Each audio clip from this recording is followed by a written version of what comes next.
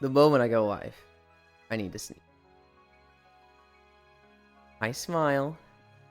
Hi, Ranu. What do you mean pants? Explain yourself. I'm not gonna lie. I saw that. And I was like, oh fuck, are my pants not on? Why did I think they weren't on? Hi, Trogdor. Day 7 of Euland ignoring blue Twitchies. Don't call it that. I know I'm behind on stuff. I feel bad for it. Fuck. God damn it. I am hoping to do it today. We will see. We'll see how long repo goes. We'll see how long it takes me to duty calls, sir. We'll see how long just stuff takes. Call me if you need help. Fuck you. Fuck you. I'm gonna start stretching. Hi, Cairo. Day 7 since last Wednesday. I don't know. I just had to think of something to say fast, so you would say hello to me? I see. Now say goodnight to me so I can kidnap air. Good night, smile. Sleep well. Fucking ball.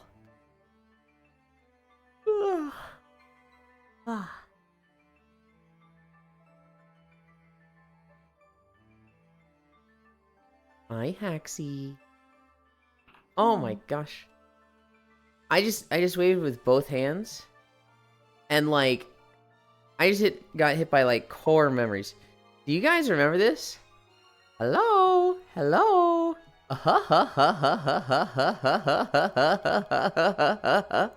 Hello? I'd forgotten I used to do that. Bro, don't yawn all yawn. What the fuck, bro? Why am I taking shots? What do you mean, Cairo? What do you mean? No one said anything about you. I just, I used to do this.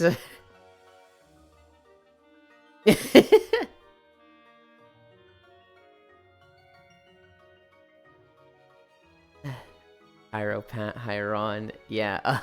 Huh.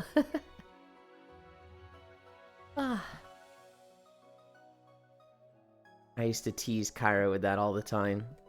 I wanted to call you out. I would have mentioned the last photo set were taken 2 months ago. That's not true.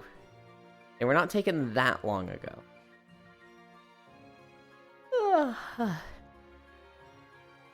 The last photo set...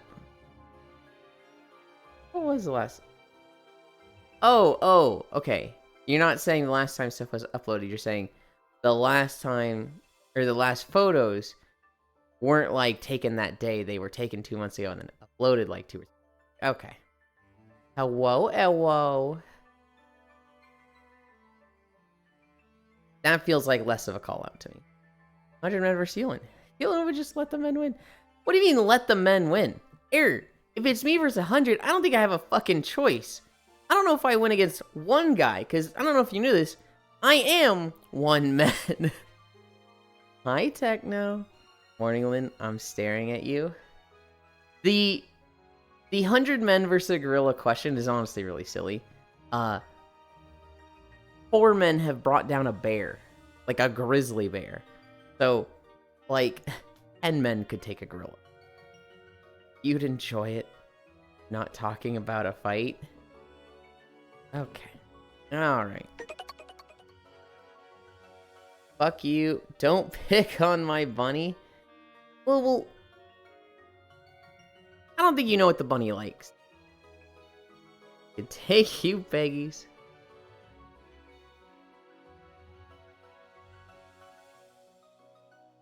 The bunny craves the attention. Hi, Global. Thank you for the sub.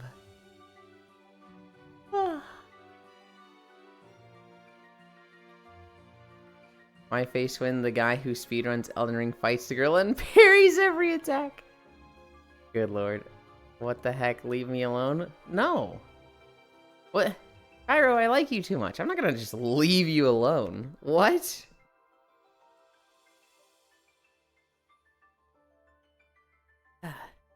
Hello, Kaiwo. Hi, Techno. Lunges. Axie is here with me. You guys can't see her. Okay, Mr. Trying to be sweet. Uh-huh. I'm not wrong, Cairo. Cairo, you've literally told me that you like it. You enjoy the teasing. When I threw you into the lava in Repo, and you were like, oh my god, he's bullying me. And I was like, fuck you. You liked it. You liked it that you pushed me that hard. What did you do? You responded with... Can I do the fucking... Yeah. Oh my god, the moment I get it. Yeah. This is your fucking face. You fucking don't even. This Euland is Eulanding. Hi, Elder. Hi, Juice. I want to punch that face. Euland Nageti Shork to death? What? We should all beat Euland's ass? Hang on, hang on.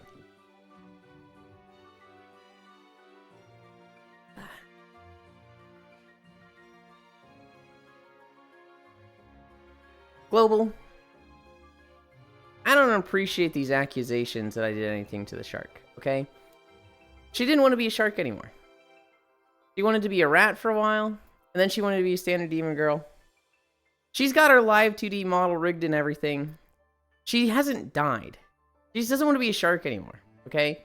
You need to accept that. You need to just move forward with that. You're going to be okay. You didn't love her just because she was a shark, okay? You loved her for her, hopefully. The shark part shouldn't matter.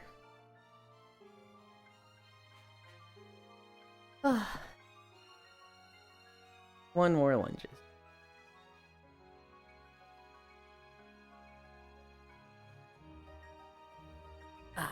Ow.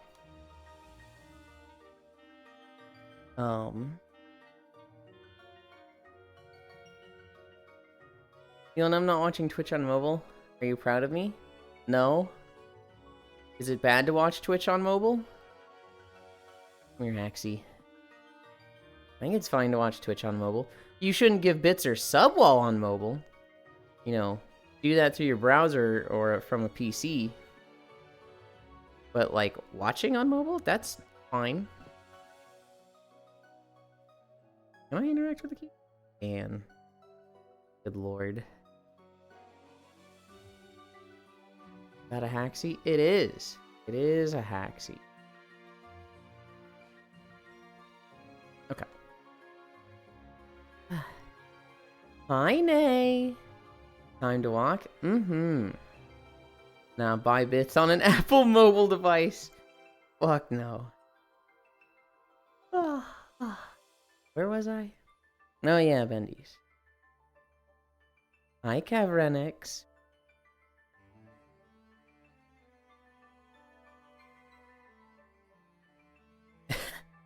I'm like, you know, widening my stance to do the Vendies, and I like lean too far back, and I'm like, oh, I almost lost my balance. And I'm like, how did I almost lose my balance with standing 2 feet on the ground? Touch the floor? I'm about to. Vaporeon? Wait, hold on. Vapor Beam? Gamble 200. I don't have Gambles. Because you only got 2, need 3. I don't think I want 3 legs.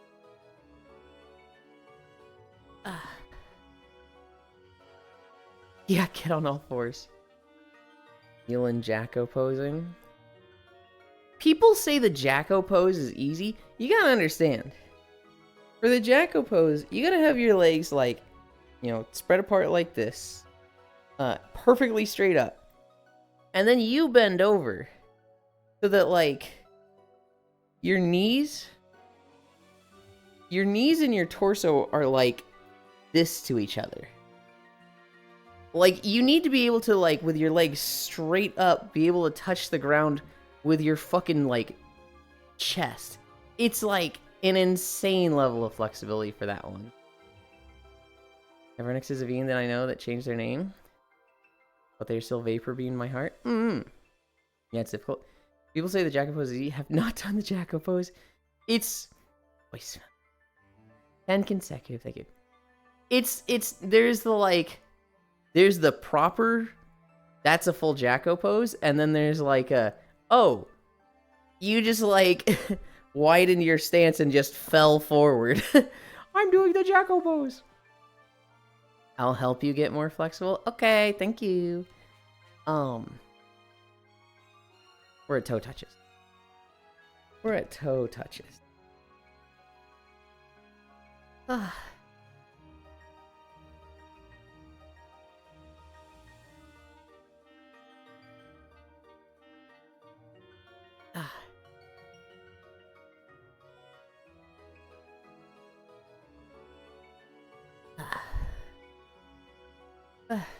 I'm gonna make you less flexible? Hell no. Not allowed.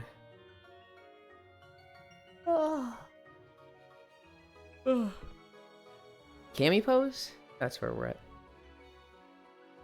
My flexibility is not there. You know how it works, Juice. You gotta build it up.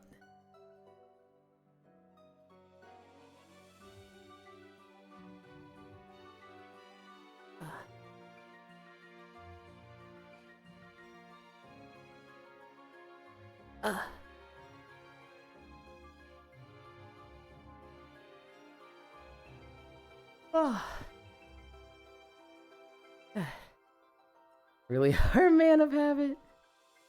You don't know what I do? I don't know. I know that flexibility is something that you gotta build up, but like, there's also some genetic things that will make it easier or harder for you. And then, are there jobs that make being flexible difficult? I would think there's jobs that don't help your flexibility, but are there things that actively, like, aside from an injury, just, like, make it harder to be flexible? I don't actually know. I feel like there wouldn't be.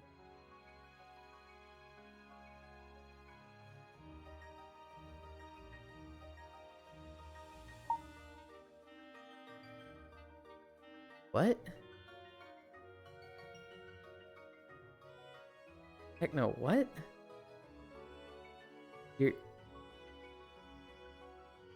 You're hard for Santa Claus?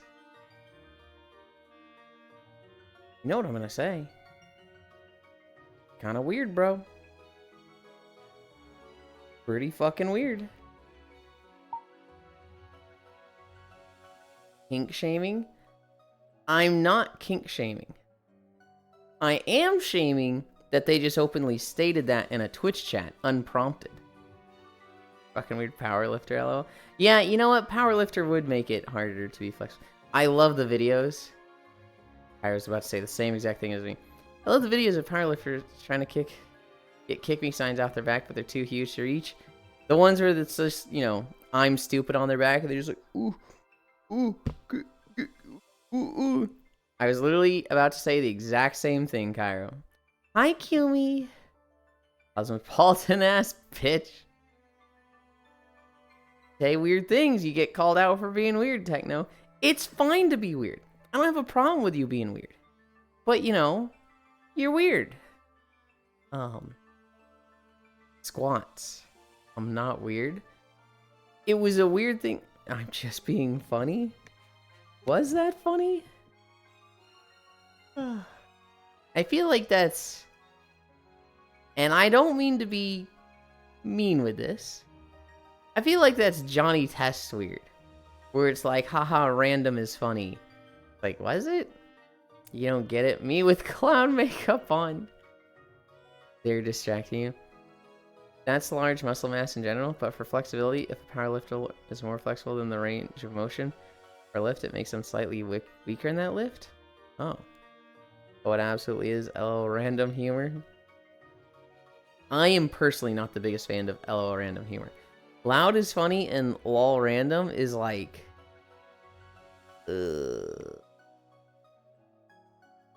One, two.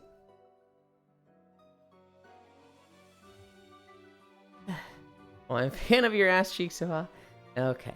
Now, there is a little bit of overlap between lol random and like emotive reaction, and I love emotive reaction. I don't know what to call it, but I love you when you do humor that makes somebody do a double take. That like you can see their gears turning. You can see it stun lock them and then like react to it. And lol random humor gets that reaction sometimes. But a lot of times when they know it, right? When it's like, lol, so random, and then it's just like ignored, then it's just, it falls flat and it's hard cringe. It's pretty hard to make Elin laugh, to be honest. Is it? I'll accept Juice's word as fact because I'm ignorant on powerlifting. Like meat and fuck kingdom? Huh? I don't remember what meat and fuck kingdom is. I feel like we just talked about it, but it appears in squatting because they don't go to the floor. Did one squat, I think. 2, 3. Meat and huh? Meat and fuck kingdom, Steve. Meat and huh? Joke is lost on me. 1, 2, 3, 4, 5. You what the meat now? Oh. Oh.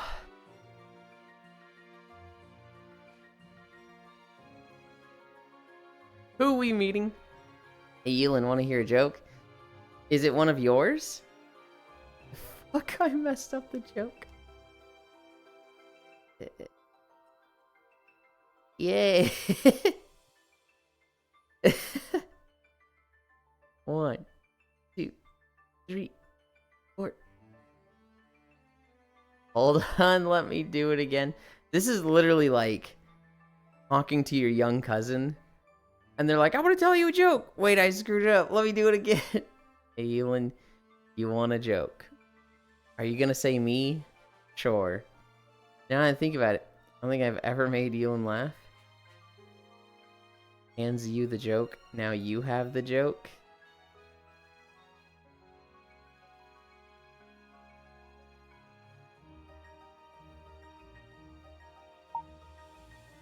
Techno.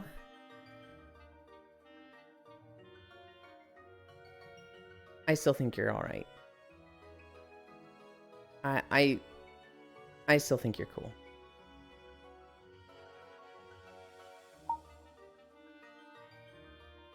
I hate you, Ewan. Hi, Devil Gated. Oh. You've made me laugh, Trog. There was definitely something in Repo that, God,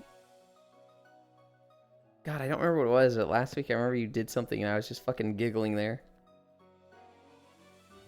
You might not have been laughing because it was very much, it was something like, all you gotta do is this, and then you just like fell over and died in a hole or something. And it was a moment that I was like, God, I wish I recorded Repo Days just to send Koyo clips for that stuff. That was way too much effort on my part for his content. Elin, when are you streaming Honey Pop 2? Never. Why would you think I stream that? I tried to get Honey Pop for free, but the day that they offered it for free, was like, I tried to get it the next day. Because somebody was like, hey, if you can get Honey Pop on Steam for free. And I was like, oh, cool, I'll get it tomorrow. And then it wasn't, that offer didn't exist tomorrow. I was like, fuck, man. The second one is meh.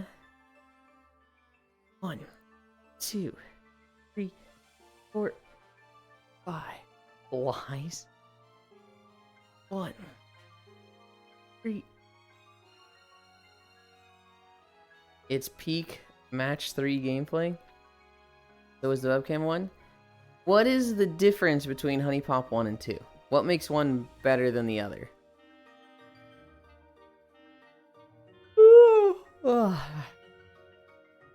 1, 2, 3, 4. 2 is Dookie dates? Is it just like the girls in 2 are not a good selection, or? 1, 2, 3, 4. HuniePop 2 has you dating 2 girls at the same time. So it adds resource management. And you tell that I like HuniePop 2. Oh. 1, 2, 3, 4, 5. Oh, they're banned on Twitch. The girls in 2 aren't as good as the first one. I have a question. Is there sex in the HuniePop games? I know they get lewd, but like, do you actually like geschmoigety the girls? Well, yes. Can't believe the porn game is banned on Twitch. Yes? Okay. Blanks.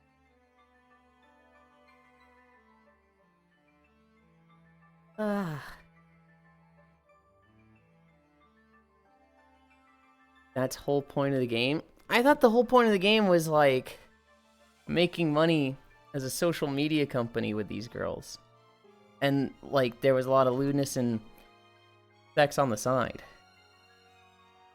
Some titles on this of prohibited games are wild.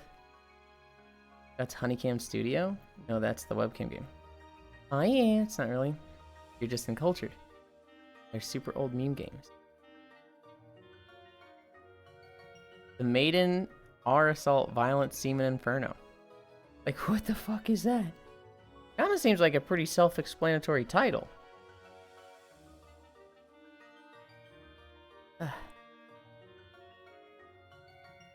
22:30 start, so 10 seconds will start.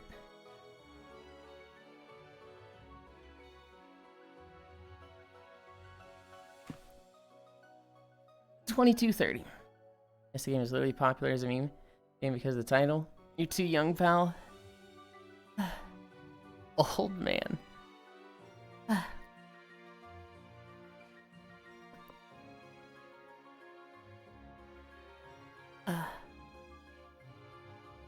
20 seconds down.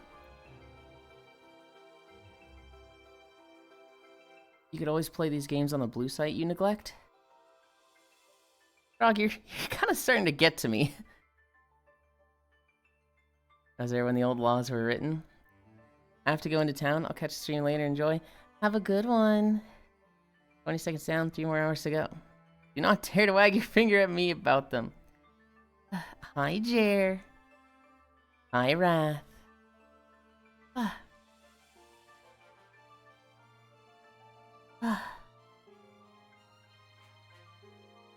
1 minute down.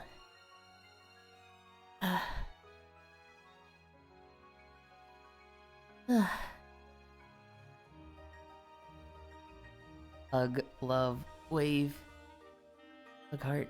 Time goes too fast. It really does, dude. 10 seconds and then halfway there. I planned out the Ghostlands video. I could have recorded it last night. I did not want to. I was kind of just like, I want to chill the rest of the day.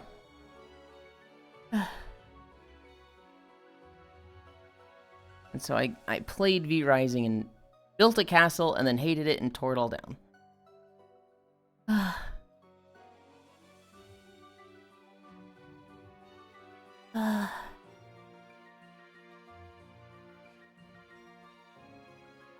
2 minutes down. 1 more minute.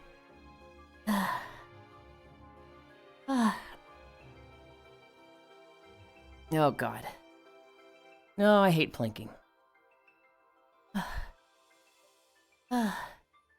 Monlin? Yeah. 40 more seconds.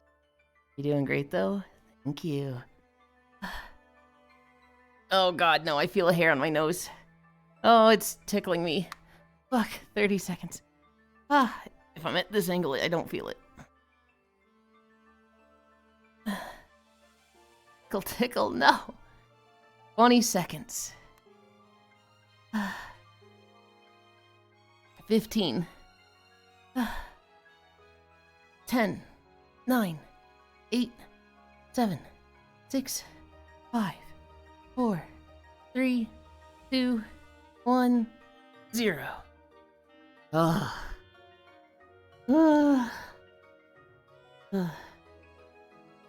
2 Doing my VTuber variant for playing van games on the other Twitch. Hell yeah. Ugh. Fetal position. Oh, now I can get that hair. Did I get it? Or now that I'm not being bothered by it, has it disappeared to arrive later? Butland, do the Squidward future line. I don't remember.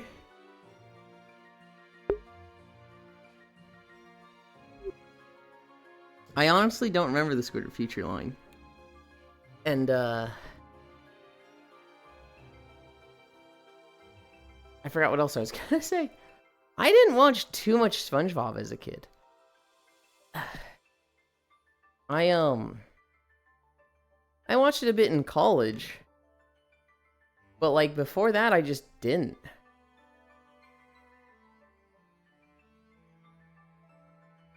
Right, you were a Cartoon Network kid? Very much so. I lived on Cartoon Network. And every now and then it was like, oh, a show I hate is on Cartoon Network. Or there's nothing on. Or, like, I'm on a trip and I'm in a hotel and they don't have Cartoon Network. Nickelodeon was the backup. Here comes the pain. Nickelodeon was the backup, or Toon Disney was the backup. But 90% of the time I was on Cartoon Network. I remember it was senior year? Maybe junior year of high school.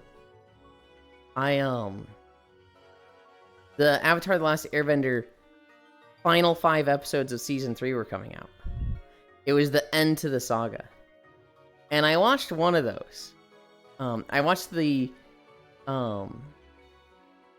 Western Air Temple episode. And I was like, holy shit, this show is cool. And so, like, every day I would tune into those. And then after that, I went and got all 3 seasons on on iTunes.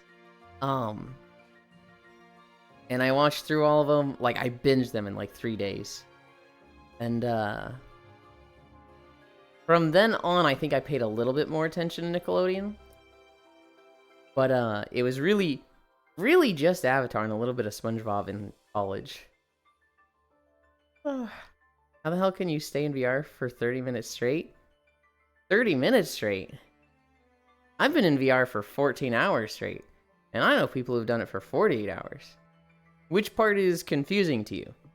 The battery life of stuff, or like your eyes and strain on that? Hello. How do you even eat? You take a break. You like step out for 5 minutes, grab a protein bar, and get back in. I need to change my trackers.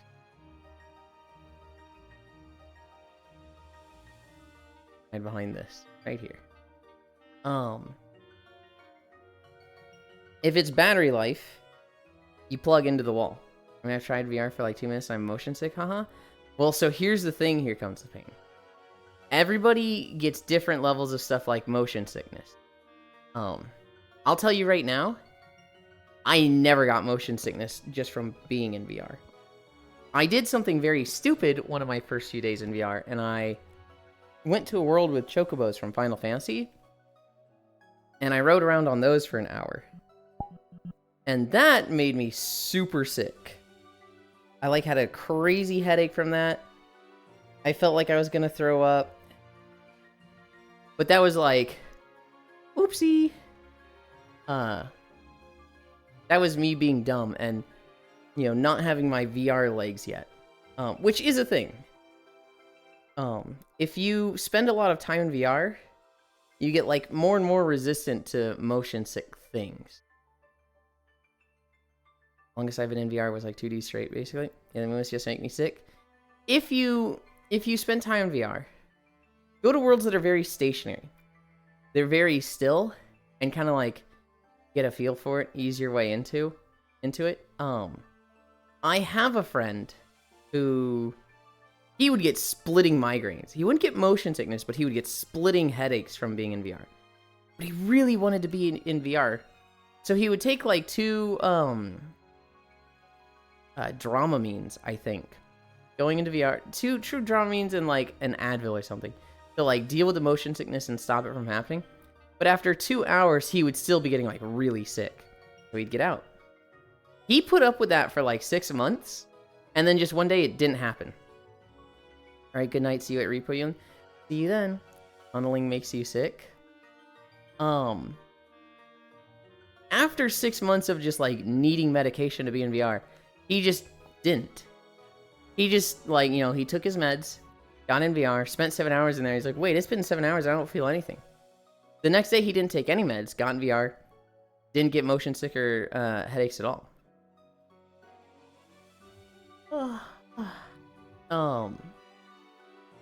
And movements just make me sick, especially with those turns and such.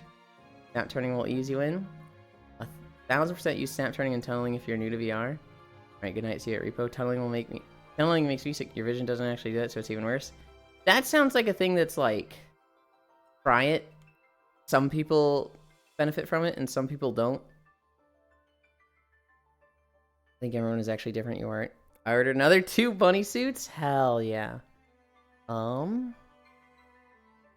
We did our plank. We've readjusted our trackers.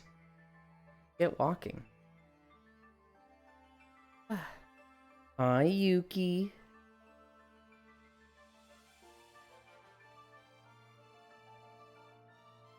Hi.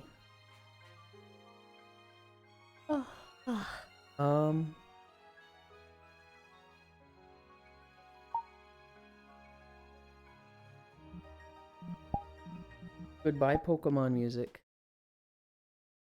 My notepad, that's the wrong thing. We're walking through Final Fantasy to start.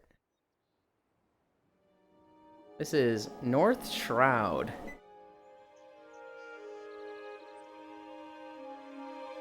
Ah.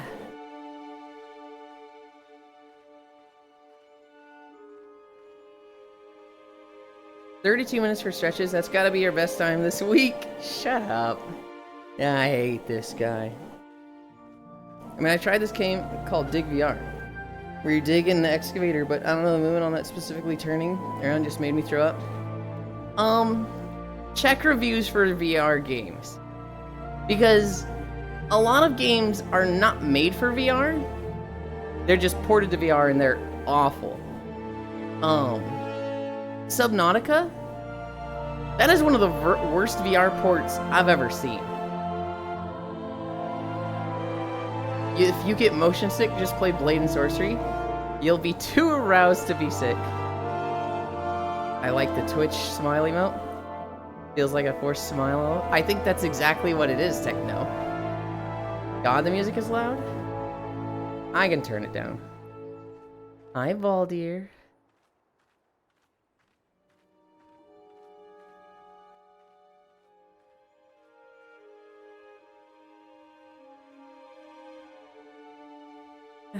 I hate it?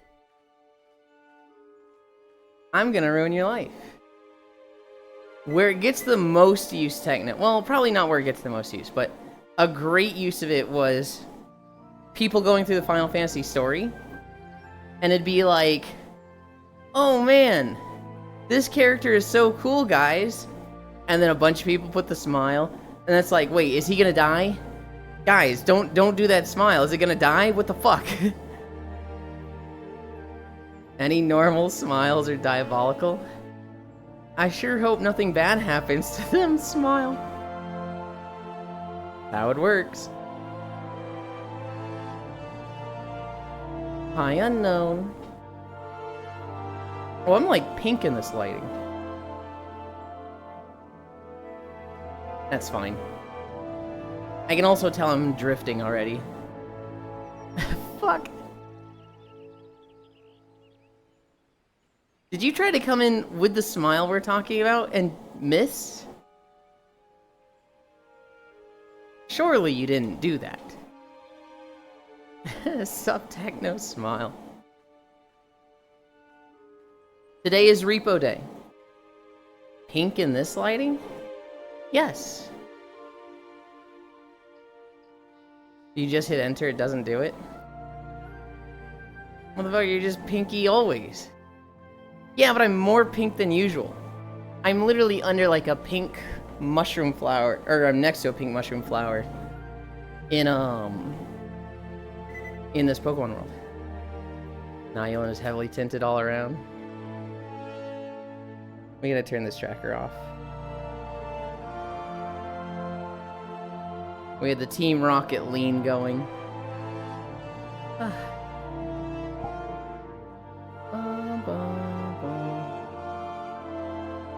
That should fix it.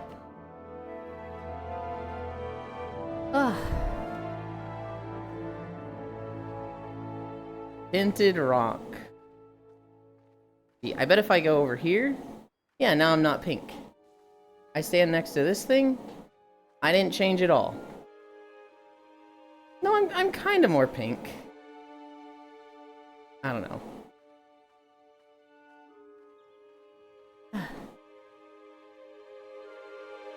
I was gonna make a cum joke, but I'm too tired to.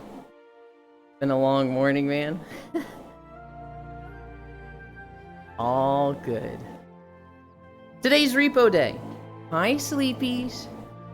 We're gonna play Repo with the squad. I don't know if Koyo plans for a standard day or a short day. I can't think of any reason why it would be a irregular Repo day. Repo? Yeah, Sleepies. So every Wednesday, you know of Koyo Red, Aiko. He hosts a Repo lobby on Wednesdays, and it's open lobby. All you need, well, you don't even need R2 Modman. We run modded, mostly cosmetic mods. We do run a mod that increases the lobby size, which makes it really easy. So we have a few other mods that like try to make it harder. We scale the stuff. We have some difficult things to stack. We've got a pretty good balance. We typically fuck up around wave 6 to 10, which for like community day is perfect. We have a shit ton of cosmetic mods. But yeah, it's open lobby if you wanted to join us. We can fit up to 20 people, which the last few days we've had like 10 to 14. We did have one day where we hit that 20. It was like, okay guys, literally no one else can join. It's fun though.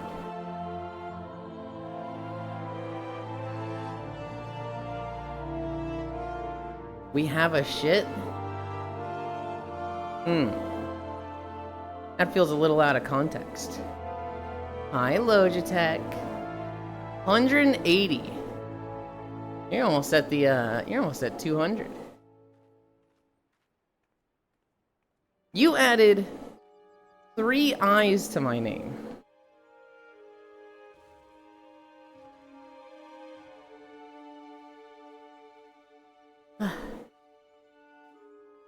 But yeah, Repo after stream.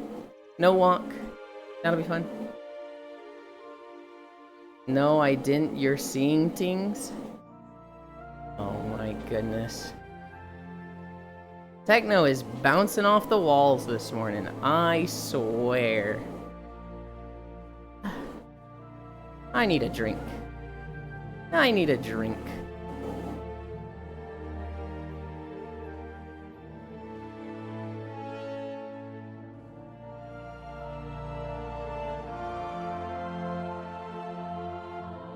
R2.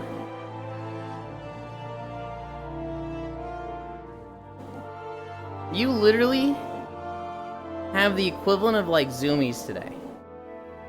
I am not. It's not a bad thing. Techno,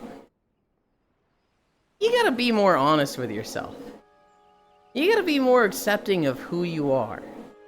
It's okay. I don't know why you're so embarrassed and so ashamed. But it's like, people be like, Techno, you have Blade in your name. No, I don't. Nuh-uh. How dare you say that? I'm gonna bite your Euland ankles. It's professionally called Endearing Mania. I have to be an acceptable person in society? Fuck society. That was my line of thinking. I am weird by society? Who the fuck cares about them? Hi, Cleotia. Thank you for the follow. If society is a girl, then I'm getting pegged every day by her. Oh my goodness. Bello. Hi.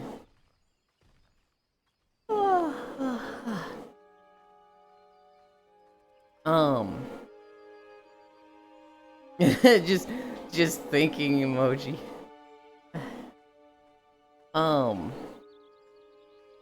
Yesterday, we had done 2 Metroid Prime days in a row, right? We walking? We are. We had done 2 Metroid Prime days in a row, celebrating day 650.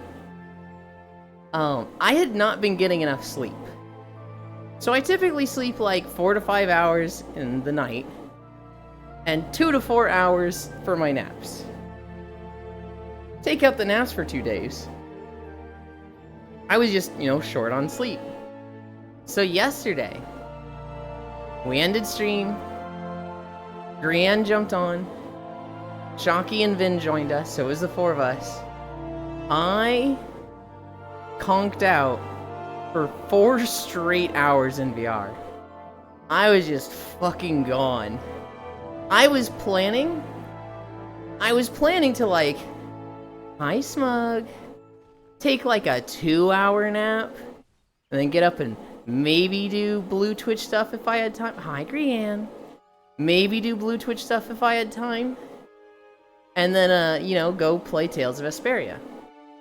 I woke up like 20 minutes before Tales of Vesperia. It was 5 p.m. when I'm like, oh shit, okay, time to get up. Okay. Can't believe Yulin got high on LSD, weed, acid, and marijuana at the same time. That's a weird thing to say, Techno. Love walking. I walked 4 to 5 km a day. Hell yeah. I do 5 miles a day. Kindred spirits. Chat, do this.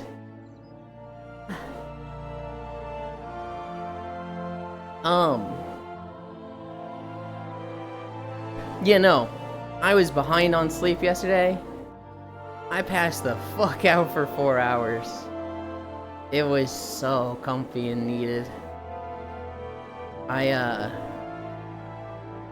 woke up and my fucking hands were dying. One of them died like a minute after I woke up, and the other was like blinking red. This is my jam? Hell yeah. For me, Cleo, I always had problems sticking to exercise routines. I would try to do like Wii U Fit or Ring Fit, and it was just, I couldn't get anything to I couldn't stay consistent with anything. So I started streaming my exercise, walking on a treadmill, talking to chat, 5 miles a day, and I don't take any breaks. I do 7 days a week because, well, the whole reason I was dropping the exercise in the past was you take a weekend off and it becomes so hard to come back to it. And so, oh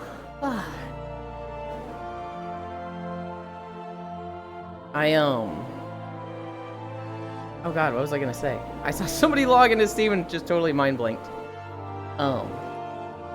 In COVID, I'd gotten up to 205 pounds. At 5'7", that's a little too much. I have been walking every day since though. And in 400 days, I lost 70 pounds and got down to 135. And I've kind of just been maintaining that. It went up a little bit, it's gone down a bit. I think I'm at 140 right now. But yeah, no, walking 5 miles a day and changing my diet has been so good for my weight and health.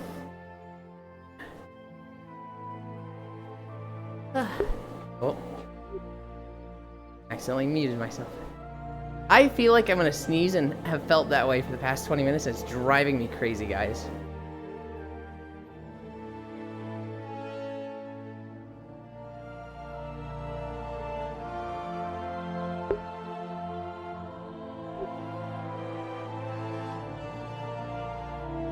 I actually got it. I actually sneezed. Yippee.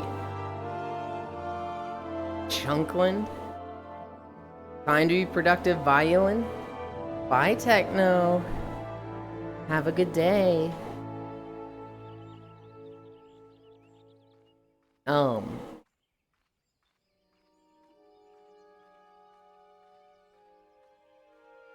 I mentioned Blue Twitch a moment ago. We got a lot of packages yesterday. I think we're gonna get more today, but I got I got 3 different of the Blue Twitch outfits today, or yesterday. They are so small. I feel like I'm gonna rip them just putting them on or taking them off.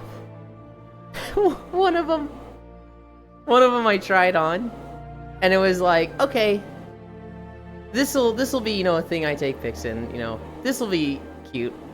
Let's take it off. Maybe if I move my arm, like, oh god, I don't know how to get this thing off. I was like stuck in it for 5 minutes. And I eventually found a way to get off, but it was like, oh jeez, this is so small. Hi, Joe. Oh boy, walking time.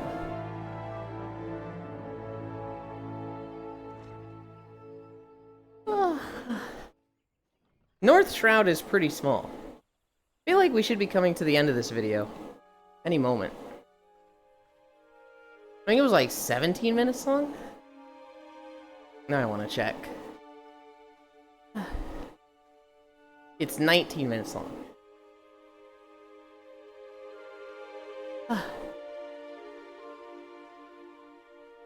But yeah. Hopefully I should have stuff today. And then maybe if I have time, I'll also record the Ghostlands video. Walking in Minecraft next. So here's the thing, Cleo. We did start making Minecraft videos. The problem with Minecraft videos is that it's really time-consuming to make those videos.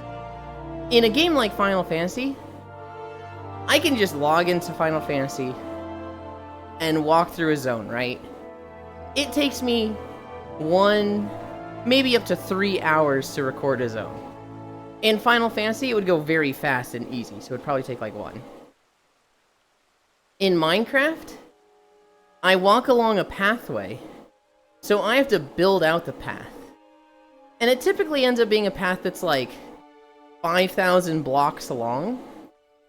And I've got a lot of mods to help me and make it easier, but holy cow. It just takes so long to make a video. The fastest I've ever gone from one Minecraft video to the next is a week. And that was like every day building the video, or building the path. I had canceled plans that week. You know, well, I hadn't canceled, but you know, plans had been canceled on me. So I was able to spend more time on it. And then it still took me a week between videos. When I record in WoW, it is literally walk through this zone, upload. Next day, walk through this zone, upload. I can do World of Warcraft videos on a daily basis. They're so much faster. Yeah, I definitely agree. He says that like he hasn't put thousands of hours into MMOs. I have, obviously. But I didn't put those thousands of hours into MMOs to record walking videos. I love grindy games like Slow Progress. I like them. It's just recording in them. Grindy? Yeah. I saw Grundy and I was like Gruntilda? No, Grindy makes a lot of sense here. And yet, that's all they're for now. Not entirely wrong for me. I don't know. I still like Final Fantasy, when it comes out with new story, I like playing through it. World of Warcraft, when it comes out with a new expansion, I love just getting into WoW for 3 months then. But like, all these other MMOs, back when I was in college, a new MMO would come out and I'd play it for 3 months. And now it's just like, yeah. I see one come out and I think, I wonder if it'll be good to make walking videos there. I don't know. There's like, I think I want to make like maybe 5 more Minecraft videos. I don't want to do all 50 biomes. I think that's just too much time. I think I want to do a video in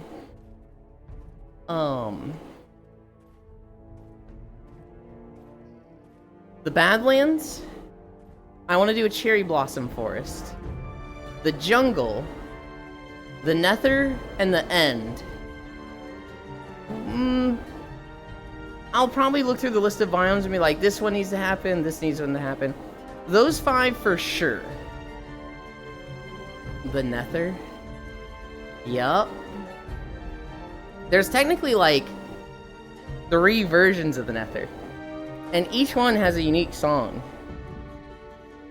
So I'm kind of like bummed out I won't get to do all 3 versions of the songs, but I gotta get away from Minecraft. I just gotta like, unless I come up with a way to like make these pathways in a literal hour, I just gotta say fuck it.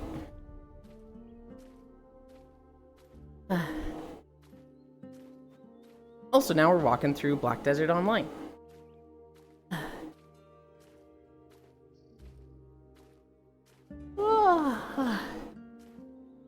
0.8 miles. I need a drink. Soul Sand, Basalt, Fortress Bastion, the 2 kinds of forests.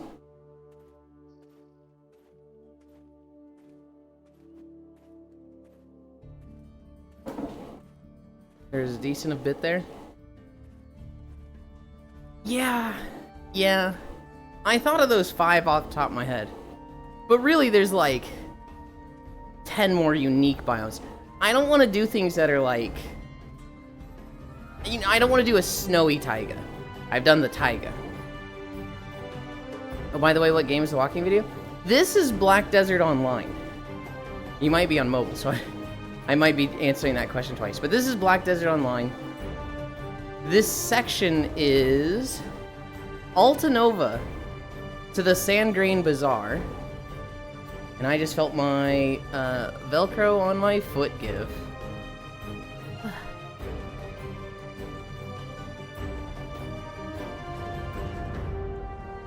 It's crazy that the right tracker is the one that's giving, because that's the one that has more contact point for the Velcro.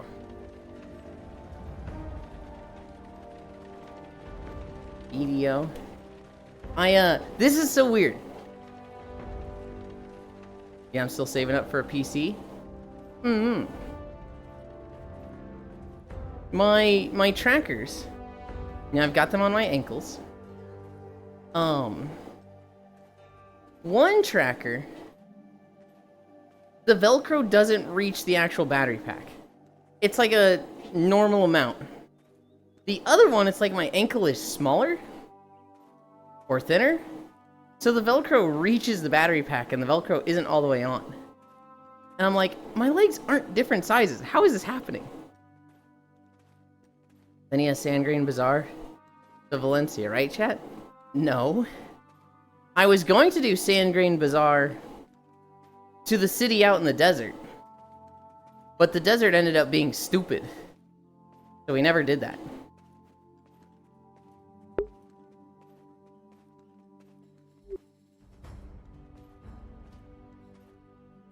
That's the joke I'm making. Your feet are different sizes and the straps wore out differently. I'm certain that there's a little variation in my legs, right? Not enough to warrant just how the trackers go. I'm certain that the trackers just wore out differently, but it's like What the hell happened? Why did this happen differently? What VR are you using? I'm using a Vive Pro. It's old and falling apart. And I very much need to get a new one. I would like to wait for the Deckard. But honestly, the big screen Beyond 2 is starting to look really tempting to me. Hi, Vi. Yeah, gonna need to do an inspection. What the? Hey, hang on. Hang on. I think we're gonna need photo evidence to work out why the difference occurred. I think you two are asking for feet pics. Hang on. Guys, I'm the last person you want feet pics from, okay? I like... Good night, he who lives. Good night, Elder. Sleep well. I don't think my feet are that bad. They're not, like, gnarled and warty. But I do get blisters now and then. I've got a callus here and there on my feet. Elandazo is playing BDO again. Get in and record Sandgrain Bazaar to Valencia? No. Why? How dare you accuse us so accurately? Oh, someone's too good for a banana. Never before have I been so angry about something I 100% agree with. I bet Ants knows that sketch and comedian. The big screen is definitely the most tempting VR set to get. The big screen is tempting. I've been waiting for the Deckard for like 2 years. And the reason I was holding off on the big screen was because I want facial tracking eventually. And then someone was just like, oh yeah, there's like a $200 attachment you can get for the Deckard, or the big screen, that will give face tracking. It's like, wait, there is? Oh, fuck, now it's real. Now the Deckard might be everything I want. I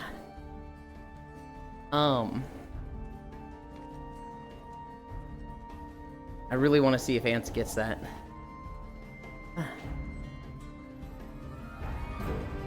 I can remember the comedian's first name. I'm struggling to remember their second name.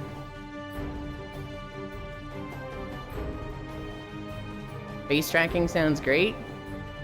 I want face tracking so bad. Because right now, all of my gestures are connected to my right hand. The problem is I talk with my right hand. So there will be times where I've got the camera up on my face like this. And I'm just going through my faces like this, and it just looks like kind of weird. And there's other models I use where James Acaster. You don't really watch British comedians? I watch a few of them that show up on Taskmaster. On some of my other models, my pointing gesture, which here is very pouty. On some of my other models, it'll be like a lewd licking emote. And I'm like, oopsie.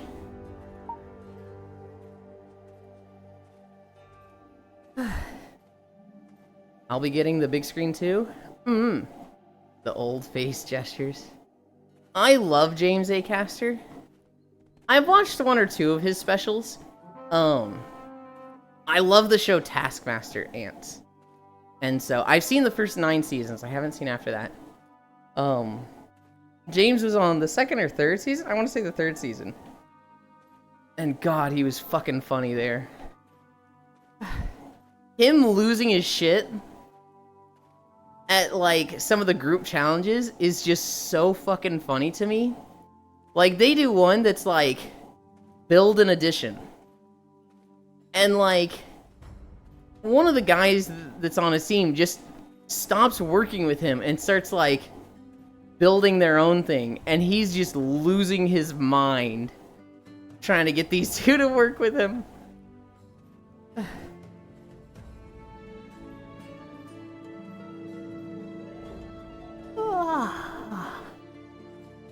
Taskmaster? Taskmaster just had such a legendary launch for a show in my eyes. Because they go into the first episode, and it's 10 minutes of like, hey, is this gonna be funny? Everybody's feeling it out. Nobody knows what to expect. They do the challenge where They bring in, you know, their stuff for a prize task, and it's like, okay, this wasn't all that funny. People took it too seriously. They get into the very first task, which is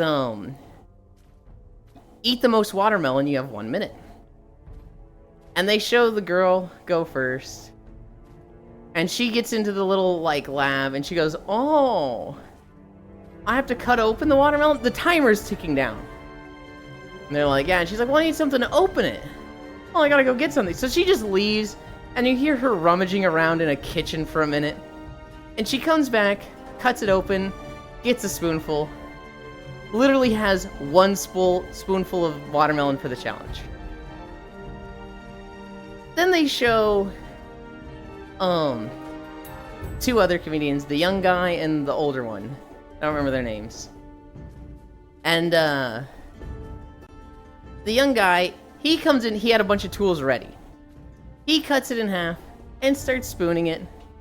Has a decent amount of watermelon. The old guy, he didn't have any tools, but he just takes the watermelon, cracks it on the edge of the table, splits it, starts eating watermelon. Both of them had like a decent score.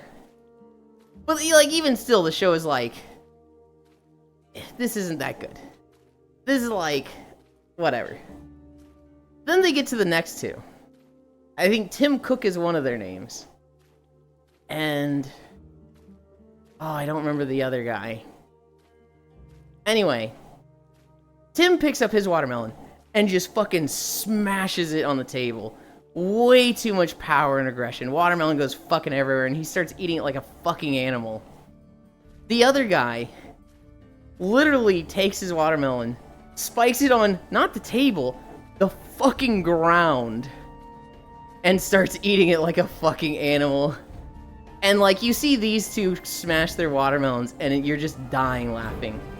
And it's the moment where you know, okay, this show is good.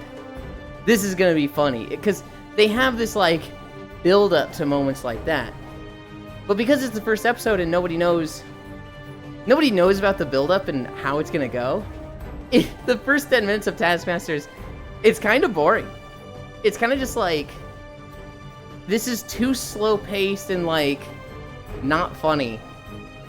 And then you're dying laughing. I love Taskmaster. I haven't watched it in a while. I watched like 9 seasons with Core. Core, Fradel, and Senril and Full would join us sometimes. But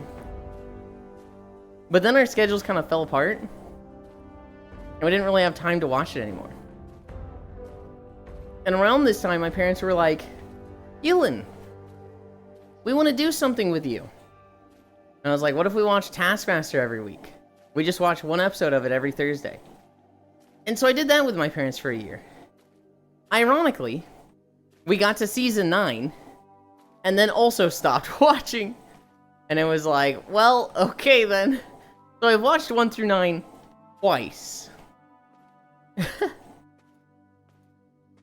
I'm waiting until the end of the year, and if there's 0 Deckard news, I'm gonna get a big screen too, probably. You sound sleepy? What time is it for you? I just yawn a lot is why. But it is actually 10 a.m. for me. Hey there, wanna shoot for a 3rd? No, I'd rather start at season 10.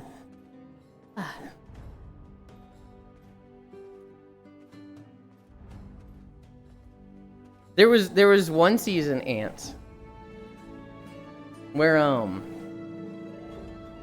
one of the guys they had on Taskmaster was from an Adult Swim show. What was it called? The Mighty Boosh? I think.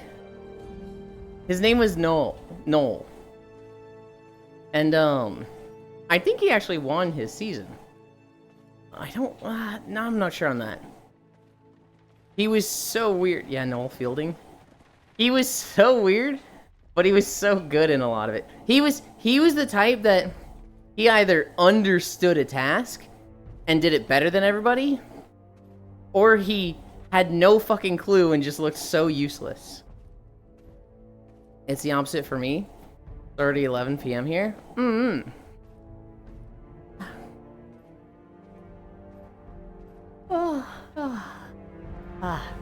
No, I'm in like the middle of the United States.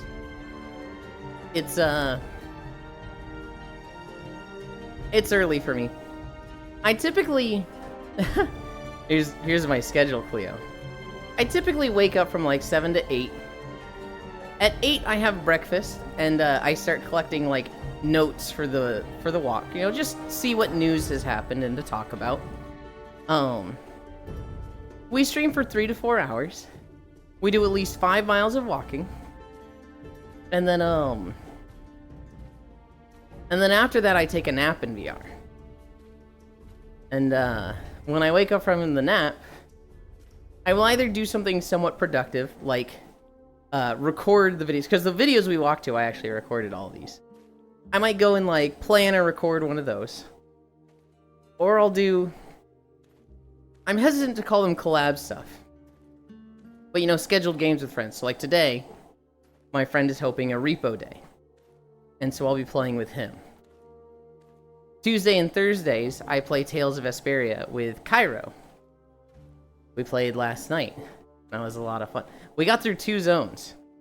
We got through the Blade Drifts of Zofair and Zaphia's Castle and the Sword Stair. A very productive Tales day.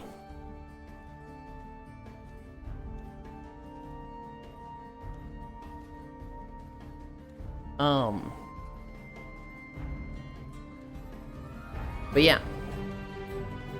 I take a nap in VR. If I don't get that nap, I'm fucking tired and yawning and almost falling asleep. You living the best of your life, I see? Absolutely. I worked a cubicle job for 4 years. I worked for Tech Systems, which had a contract with Verizon. And I verified fiber lines for them. I basically was in a cubicle looking at maps of fiber lines underground and making sure all the information in them was correct. Was it placed in 1987, May 7th? And looking at like the blueprints for them, the as-builts, and then making sure that's what the computer says. Is it in the right spot going along the street? You know, the right side of the street? Does it cross at the right spot? A bunch of that stuff for 4 years. Which, that job really wasn't the worst. I wasn't like, oh my god, this job is so like soul-sucking, kill me. It was just the like work culture that really took things out of me. The whole like, hey, this job is easy to do, work from home, but you know, fuck you, we need you coming to the office anyway. All the office politics of people telling me about what others did, yada yada. The fucking just laws being broken by my company. I remember one thing where this guy, he went to the doctor and his doctor was like, yeah, your back is like degenerating. You need back surgery. You're not going to be able to like sit in a chair normally for 6 months. And so he had health insurance through the company. And when he told his boss, my boss also, my boss basically said to him, you should quit. This will be something that will be a real drain on the company. And, you know, we're not going to be around this long. That Luigi, or that employee, Luigi Mangione. And so, you should quit and deal with this on your own. And when you come back, we'll have your job for you. You'll send in the application and we'll just hire you right away. But basically, you should quit so that your health insurance doesn't have to pay for your surgery. And like, that's a pretty bad deal, right? That's like, why would anybody want to quit just so their health insurance doesn't pay for their surgery? Like, that's what the health insurance is fucking there for. But the implication was, I'm so well connected in this business that I will blacklist you. I will find a way to fire you, I don't even need to find a way. It's an at-will state. I'll just fire you. We'll say you weren't a good fit for the company. And then all the people across the country that work in telecom that I am well connected with. Actually, I gotta change directions. Do you want to turn around or stare at the screen? Yeah. Thank you. Hi, Yasu. I'm so well connected in telecom that you'll be blacklisted from anywhere. So even though the past 30 years of your life has been working with telecom services, you won't be able to find a job in telecom. Make your choice. That's the kind of shit that, like, working culture just... I hate it. America, salute. America, yeah. Hi. Hello. Hello.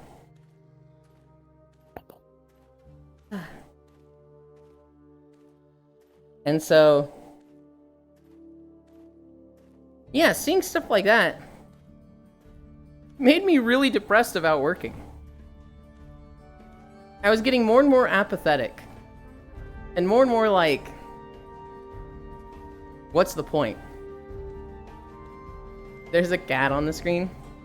There is, that's Haxie. And then very briefly we had a dog on the screen. She's actually like Bark. right over here, but... I was just getting more and more apathetic about work life and wage slavery. Just getting depressing, and it was like, dude, what's the point? My contract ended after 4 years. I moved back in with my parents. I look for a job. And I'm being picky. Because the telecom industry crashed, and I was already, like, depressed and apathetic about my job. It was even more, it was exaggerated. Because, well, I didn't like my job and all the stuff with it. I was making $26 an hour. That's pretty good. And, that was more than enough for me to live comfortably.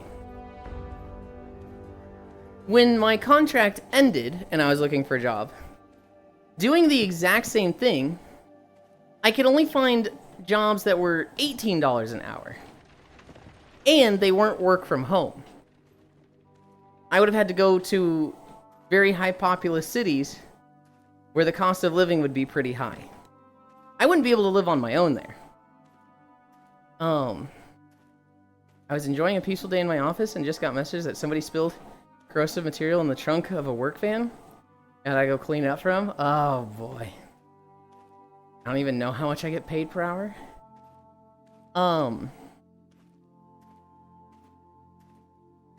So I was very picky because, like, I didn't want to take all these downgrade jobs because the industry crashed. But after a year of searching and living with my parents, it was very clear that, you know, they weren't going to put up with me forever. And so I kind of just said, fuck it, I'm going to start streaming full-time. And so 2 years ago, I started streaming full-time. Originally my parents were like, you have a year to get a job. And you can't stream. After a year, I was like, I'm going to move out and stream. And they were like, if you wanted to stream so bad, why didn't you stream the whole time you were here? And it's like, you told me not to. You fucking told me not to. Oh yeah, I guess we did, okay. They gave me a year to stream. Instant success. I am happier than I've ever been, and they've noticed that. And so, hi Molly.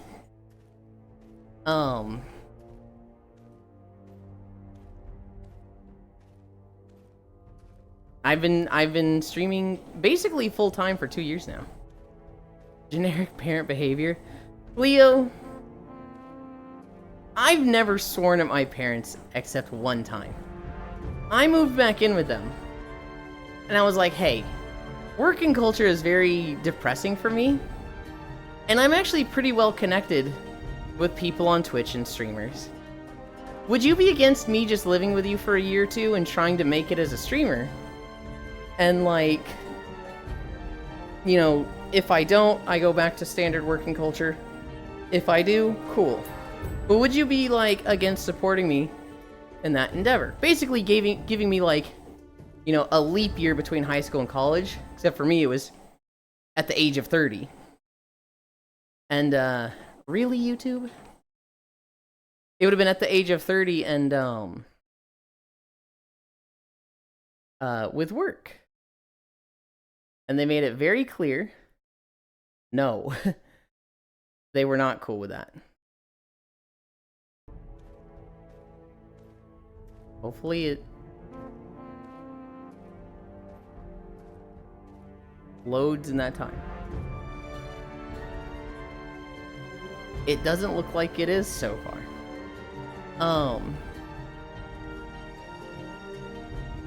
They made it very clear that I could not stream unless I had a job. I could do it as a hobby, but it could not be my focus. Hi, love.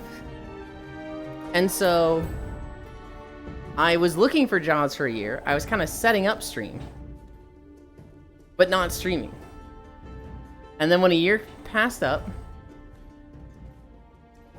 okay, what the fuck is happening with YouTube right now? A year went by. Elon's breaking everything. I'm not breaking anything. It's just like the video is struggling. I'm pretty sure it's on like auto resolution and it's at like 160 fucking p. Yeah, 144. VHD, please.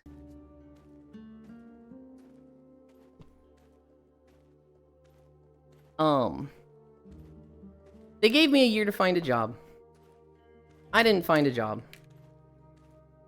And they were like, okay, well, no job, you gotta move out. Or you gotta get a job. Why don't you work at our restaurant as a line cook? And I was like, no. I'm just gonna move out and rent a place for $500 a month and stream. And they were like, oh, if you cared so much about streaming, why didn't you stream the whole time you were here? This is when I got into a heated argument with them. I was like, you fucking told me I can't. And I laid down like the history of the past year of like, this because this. You guys said this here. You guys said that there. You cannot come to me now and be like, why didn't you stream the whole time? And I was so mad. But, you know, they were like, the next day they were like, hey, you made a lot of good points. Quite frankly, we do see how frustrating and upsetting that situation would be for you. We're gonna give you one more year. We'll give you a year to see how well streaming goes. But you gotta pay rent this time. You gotta pay $400 every month. Which solved all of my problems. It was like, oh, okay, cool. That's what I have now. I pay $400 a month. About like 6 months into streaming, they basically said, yeah, that whole issue of like you needing to find a job or a year and, you know, we need to reevaluate, that's done. We are so happy with you. Because like, they'd been kind of on my case about eating better for years. My dad used to regularly say to me, you gotta eat less sugar. You gotta eat less food or you're gonna die at 40. And it was like, gee, thanks, Dad. Hi, Farisu.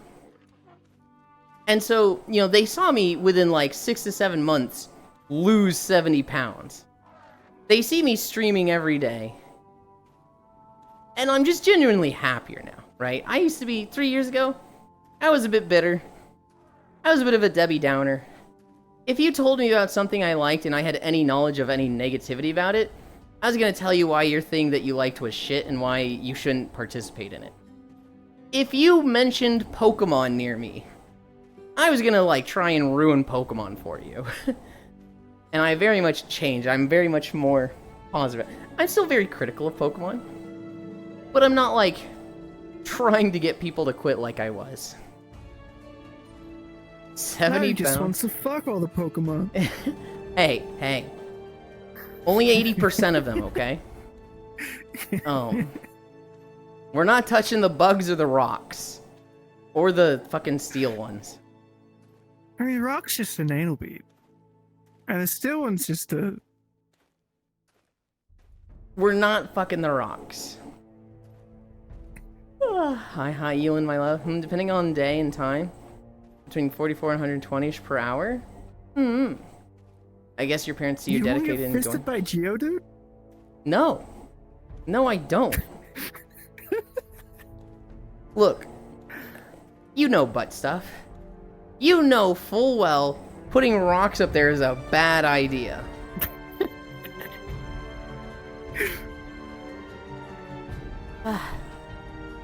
Doing better.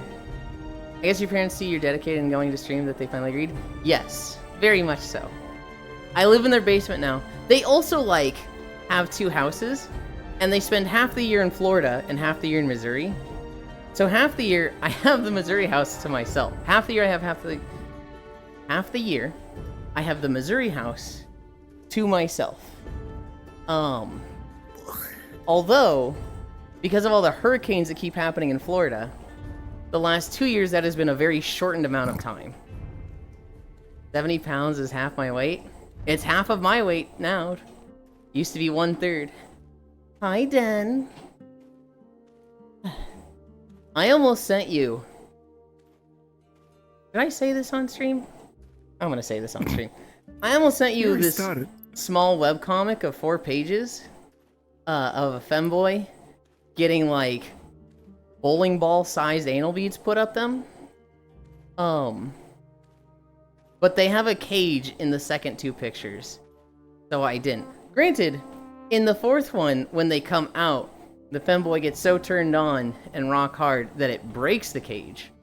But they were kind of funny, so I was like, Den likes lewd funny stuff. Alter Kion Lamau. Me play old Pokemon. New Pokemon mid. Arceus is pronounced Arceus. Okay. Actually, genuine question. Why and how did you decide on the treadmill in VR streams? I decided on the treadmill for 2 reasons.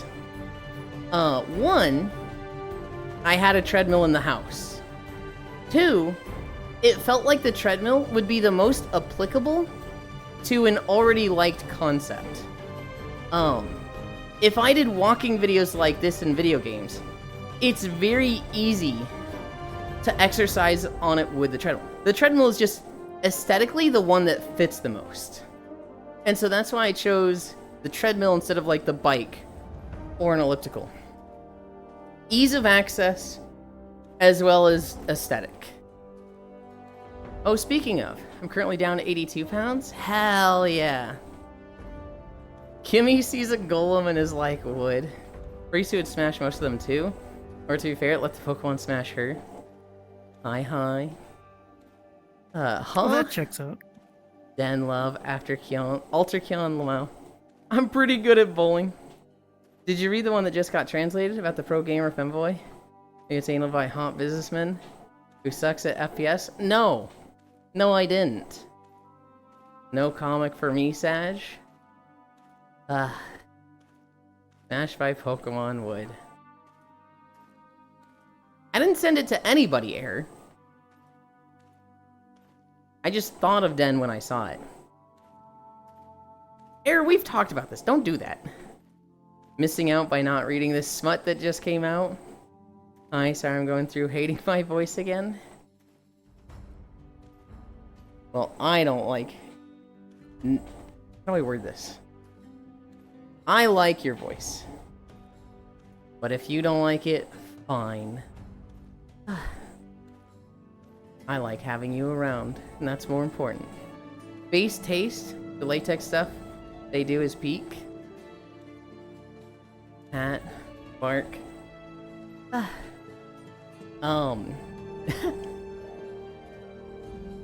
I mentioned it a moment ago. I'm gonna say it again. We got a lot of throne deliveries yesterday. I'm gonna try and do stuff today.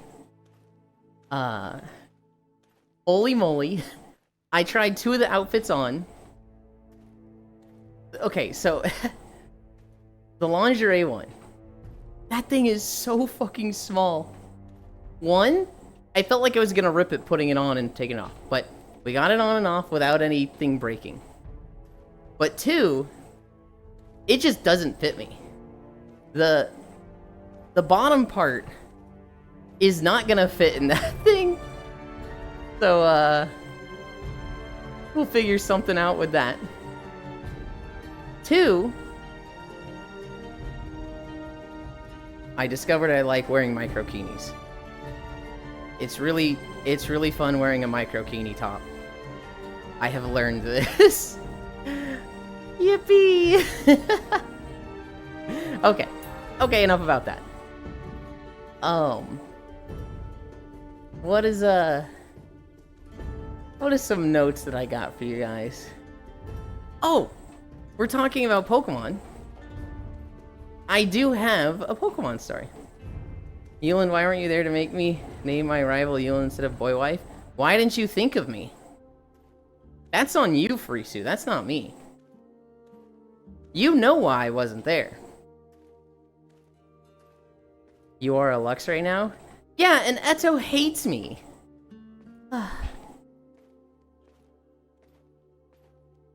Can you kill your Luxray? Can you just get rid of it? Skishu for her, not gonna lie.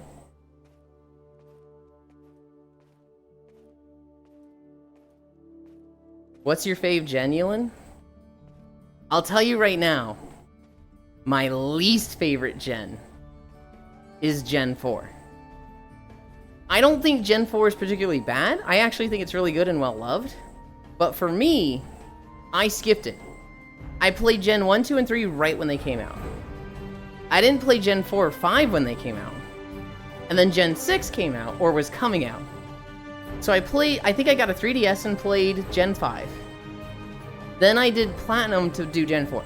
Both of these, I was just doing them to, like, get through them, to say I've done this generation. And I was very... I grew up on black. I grew up black. Okay. Gen 5 was fun to go through and I liked it. Gen 4, I was a little burnt out on Pokemon. And, like, playing it, I was like... I really just want to get this done. Then I had, like, a month off, and then Gen 6 came out. And I had a lot of fun with that one. I love Gen 3, next Gen 1. I think Gen 6... Gen 6 is X and Y, right? X and Y is my favorite. It's kind of panned. A lot of people don't like X and Y. But for me, personally, it gave me everything I wanted. Hi, Micaiah. When I play Pokemon games, I do not play, like, Metaslave, strongest Pokemon. I don't even, like, diversify my team to have a lot of type coverage. I, like, do solo roleplay. I think of myself as a trainer that's, like, training to be a gym leader.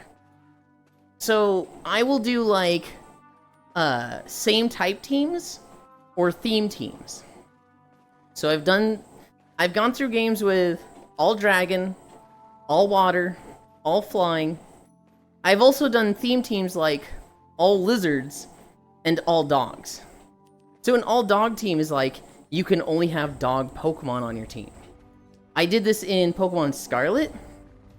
I had Herdier, Mobostiff, Graveyard, the Bread Dog, Houndoom,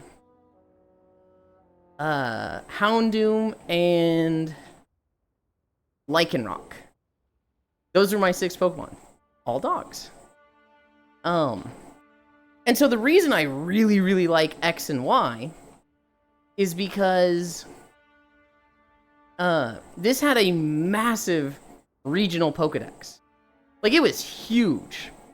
Other games will have, like, a regional Pokedex of, like, 150, 100.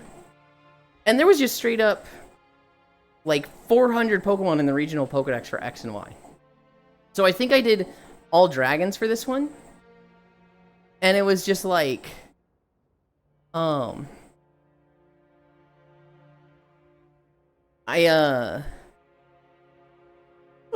was able to get 6 dragons, like, before 4 gyms. Which dragon is usually, like, a rare type. In Gen 1, you don't get dragon until literally the Safari Zone. If you put in a lot of effort. But in X and Y, you just like, Oh, you're in Route 2? Here's a dragon. The other thing X and Y added was outfits. And like, holy, I love outfits. They took those, I didn't realize how much I loved playing dress up in Pokemon games until we played Scarlet and Violet, and we didn't have it.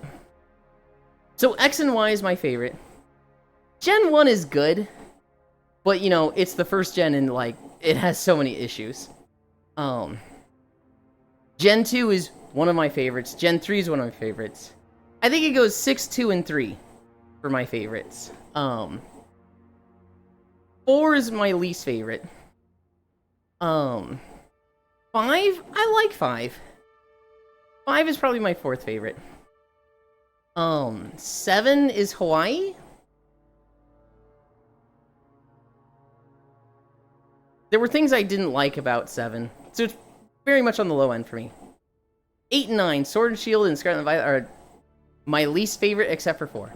You know what, actually, I dislike Sword and Shield more than I dislike Diamond and Pearl. I love Gen 3, next Gen 1. It's got good music, a few cute Pokemon, but Gen 4 is so forgettable. Most people can't even remember the villain's name, or just go over Cynthia. Gen 3 and 5, my beloved. For me, Furisu. There's a lot of people in my friend group that love Gen 4. It's the one they grew up with. They, like, played in the underground a shit ton. You ask them and, like, Gen 4 is easily their favorite. And so, for me, it kind of skews my view of 4. Because I just think a lot more people like it than probably is actually true. I had to turn the music up. Well, not my favorite. I will at least agree that XY is better than people give it credit for.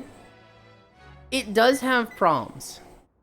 I think that's where they started fucking up the experience share. And it's like mandatory and always on. And a lot of people really dislike that. And I want to say there's one other thing that people like. This was awful about it. Me when I just want to play a game where my starter is Shuckle. No Arcanine tilting me, bro. I don't like how Gen 6 started the we need a new battle gimmick every gen. Granted, Megas was the best version of them.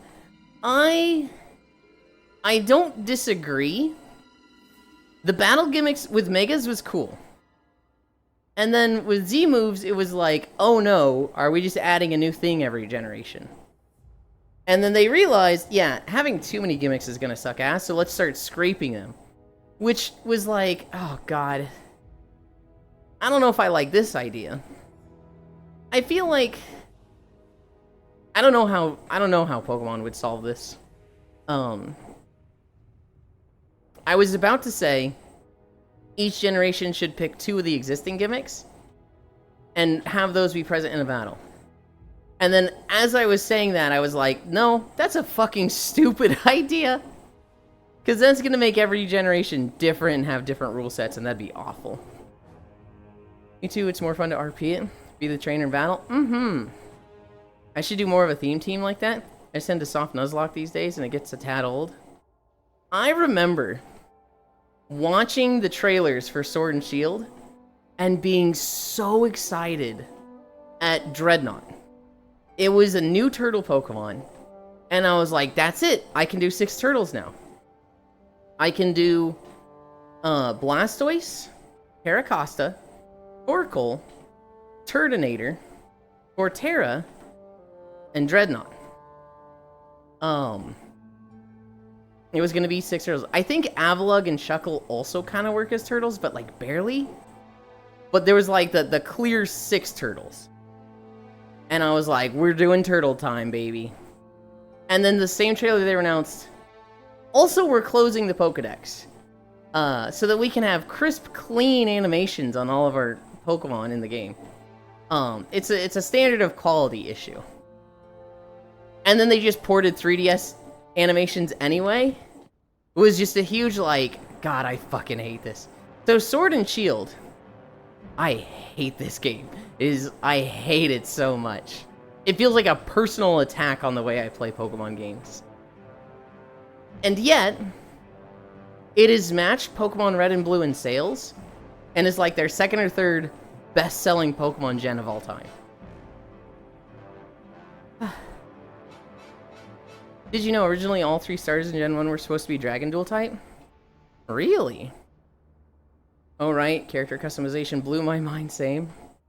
Also the first Dratini you can get in Celdon. Technically you could get a full team of Dragonites before the end of the game. Yeah, but it doesn't matter if it's the same Pokemon. It has to be 6 unique dragons for Isu.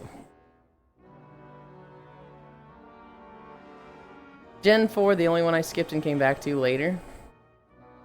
I think I would have liked 4 if it weren't for the combination of Everstone Haunter and that I struggled with Clefable that just seemed to do no damage. I hate Megas to this day. Also, I skipped Gen 5 and when I went back found N to be insufferable and annoying. Another water turtle. Yay, sarcasm. There are only 3 dragons in Gen 1 though. There's only 1 because 2 of them aren't fully evolved. I wouldn't even run Dratini and Dragonair in a team. How? This is why we don't get nice things. I might play the next Pokemon, just because I haven't played one, besides Arceus since Black. And I'll complain the whole time. I mean, you've heard my joke on it, Ants. You want a Pokemon game? There's Palworld. There's Monster Hunter Stories too. I mean, realistically, Gen 1, you can just run one-hit KO mobs the entire time. Yeah. If I were to... No, Euland, I will pinch you. No. I rocked a full team of Evolutions in Scarlet Violet. Then Penny had to come and bag on me. That's so funny. Have you played the Pokemon Fusion? I know about it. I have not played it. If I were to play Pokemon Fusion, I am running a Monster Hunter team. I am running a team with the fucking Tigrex, the Lagiacrus, the Nargacuga, the Rathalos, the Uragan. I think there's a few more Monster Hunter ones, but there were some that looked so good that I was just like, yep, Monster Hunter team. Infinite Fusion Soul Link Nuzlocke goes so hard. You will never catch me doing a Nuzlocke. That is the same thing as running a hardcore that's just, I'm gonna lose progress and cry. New sentence, Soul Link cringe. What's wrong? Okay, I personally don't want to do Soul Link Nuzlocks. But other people do. Sappy loves Soul Link Nuzlocke. And I think it's great for Twitch. It's really funny to watch. But for me personally, I will never do Nuzlocke.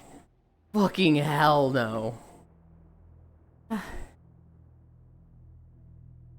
It's really funny though. It's really funny watching somebody who's good at Pokemon just lose all their Pokemon because their newbie friend is just dying over and over.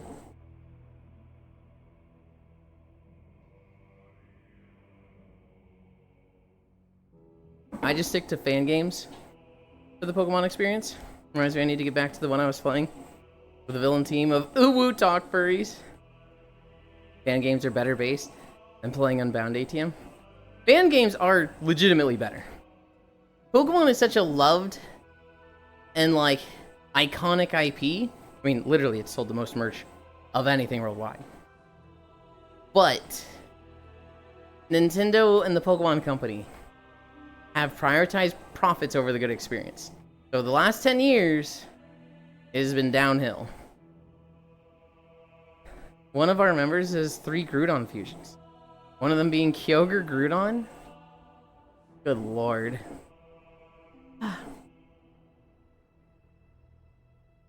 No, for a more not fan-made experience. Not that fan-made is bad. Monster Hunter Stories 2 Wings of Ruin is a really, really, really good creature collector. It has like almost every monster from the series as catchable. And you can fight with them. And it has a pretty good battle system. It's got a pretty grindy game. You don't have to grind too much, but you will be better for it. And then obviously Palworld people know about. Temtem was also pretty good. But the problem with Temtem was, when it came out, I played it, and it was fun. It was a lot of fun. Everything's a dual battle, which gets a little frustrating, because you'll get battles where, like, both the enemies just go for your same Tem. And it's like, well, this guy just died in one turn. Shit. The problem with Temtem... So, they didn't come out with the full game. They came out with, like, essentially the first 3 badges of the game. And then they were like, in a year we'll have a story update. Which they did. And it was good, it was fine. But nobody came back for it. It was like, they wanted to try out giving you the game in increments. And nobody came back to it. It was... I think coming out with the game in increments is fine. But I don't know if that works for a story game. I think that's better for a game like Stardew Valley or Satisfactory, where like you could have fun and feel like you got to the end of the game at any point, whether it was early access or fully out. But with a story, when you finish it before having the whole story, it feels bad. And coming back to it for story just... Nealand, I love you. But who the fuck says Groudon? Is it Groudon? Like ground? Okay. Didn't Pokemon reach the point of being the largest multimedia franchise in existence? I don't know if they're the largest like that. I know they have sold the most merch. I prefer double battles. The singles, not gonna lie.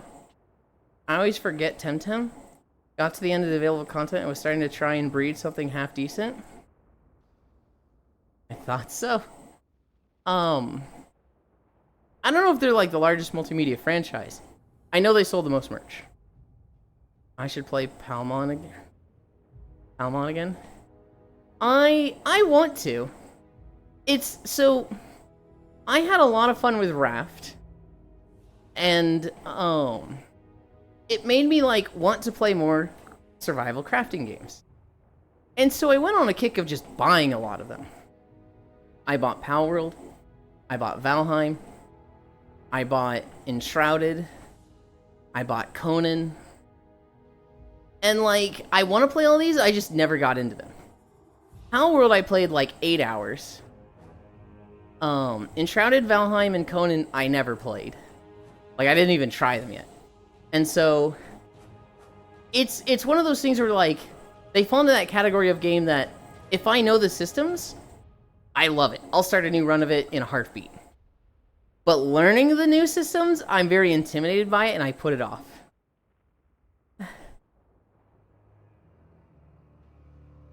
Clearly it's pronounced Gyarados. For Groudon? Surely Ewan won't play another 4-month-long JRPG so we can play Valheim? Here's the plan, Ants. We're gonna finish Tales. Cairo's not here. He thinks we're finishing in a day or two. Lamau, that's not happening. Now this is a Cairo stray, just so he's aware. When we finish Tales, we will be doing Xenoblade, and it'll be just me and Cairo, and we're gonna be doing like 3 to 4 days a week. We'll be going way more with Xenoblade.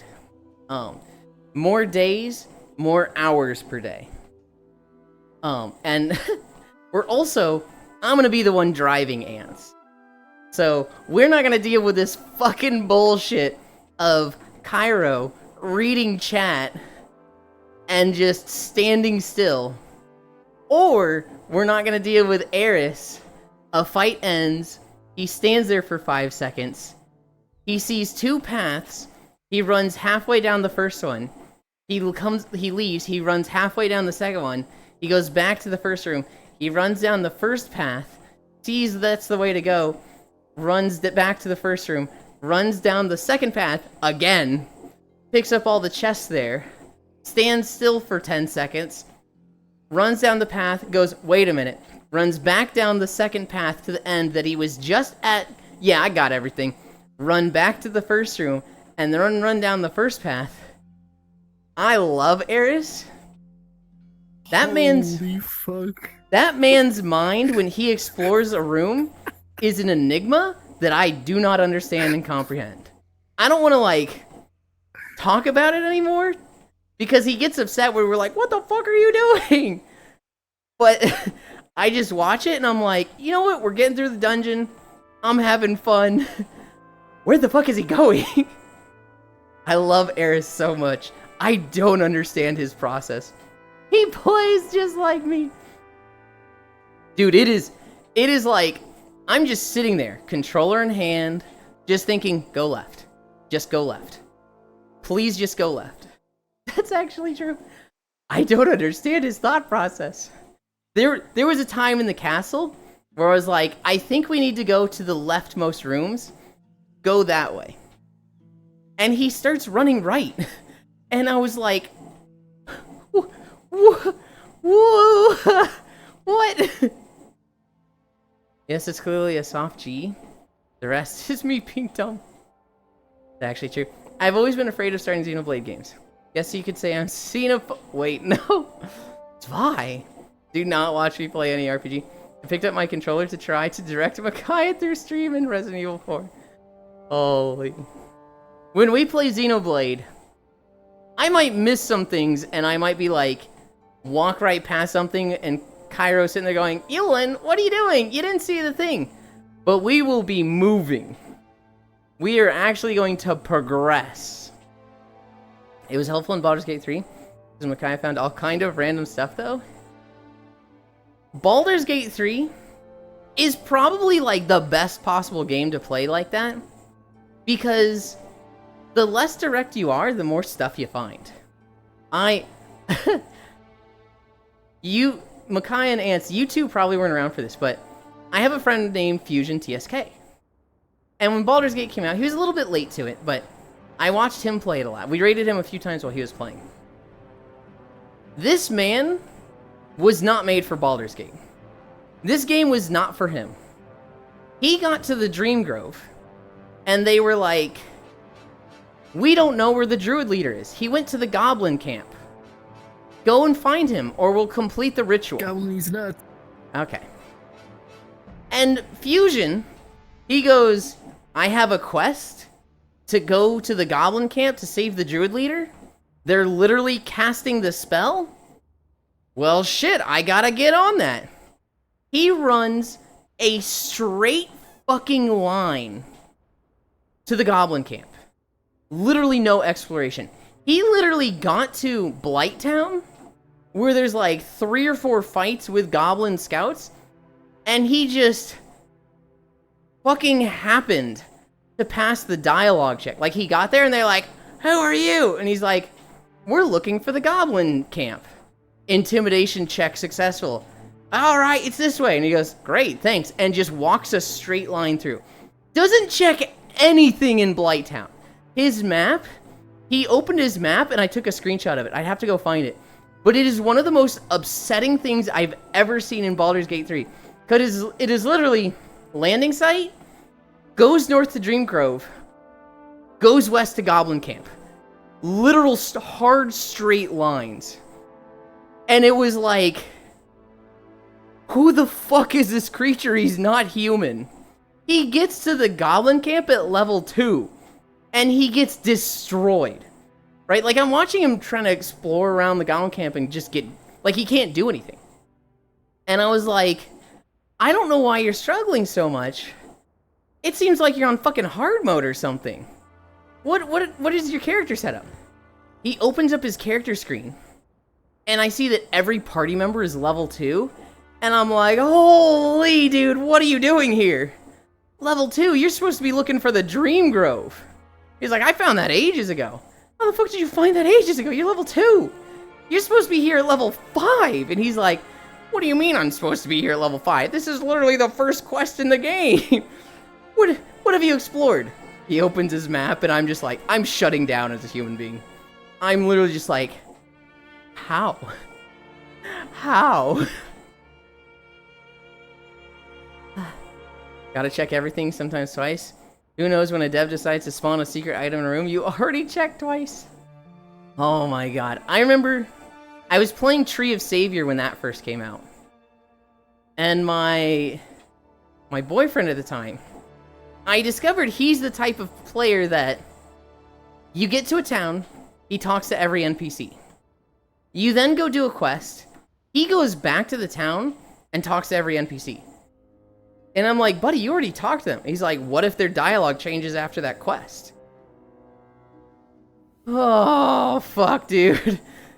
We do the second quest, he goes back to town, talks to every NPC, and I was like, dude, we cannot play like this.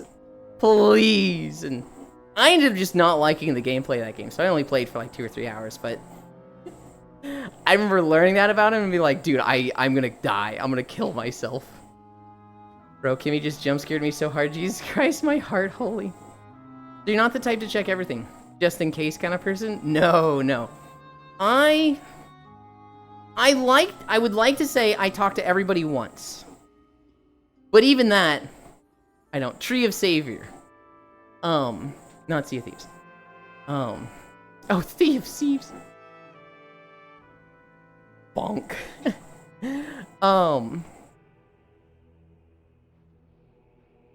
I am the type that I get to a town and I talk to the major quest. If there's an exclamation point above your head, I talk to you. If not, well, I'll talk to you if you're cute. Other than that, I typically skip them. I'm honestly kind of bad in Divinity in Baldur's Gate because, like, I don't talk to every NPC. There's so many of them. And I really should. I really should, like, interact with all of them. But I just don't think to. Lamau, I need Fog of War cleared completely. I also need Fog of War. That exploration is always the most important thing to me. So, like, in Baldur's Gate 3, the nearest dark patch on the map is where I'm heading. I want the full map as soon as possible. I do the same thing when a quest giver says something is urgent, not gonna lie. Hard straight lines, got a K up that map, SMH. Bro, fuck TOS. I got so goddamn lost in that game. BFCs. Wow, if you have nothing to offer, you're not attractive, Ewan won't talk to you. Oh, don't word it like that. Throwback to Malady and her 3 undead dwarves. Oh, God. Yeah. I played Divinity 2 with this one. We actually beat it. Not just played through Act 1. We have actually beaten it. Snow White's looking awfully different. Hi, Keo. That was a fun playthrough. Do you remember who won the Divine? Was it Sis? Did Sis fucking steal it from us? I don't remember at all. I remember I was playing like a fucking support build, so I didn't have a chance.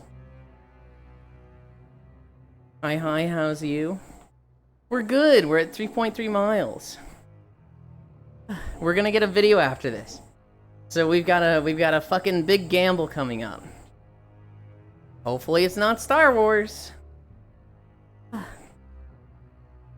Oh wait, it doesn't matter, we've got repo today. So, we do have a hard shut-off time for our walk. What the? Playing repo? Yeah, every Wednesday.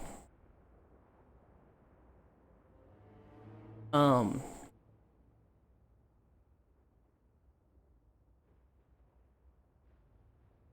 Den, have you ever played Metroid Prime? I feel like I probably asked you this while I was playing Metroid Prime. I hope you get Hoth. Well, you gotta work on that. Your negativity and hostility has been, you know, it's been at a level that I'm not comfortable with lately. Nor only ever played Super Metroid.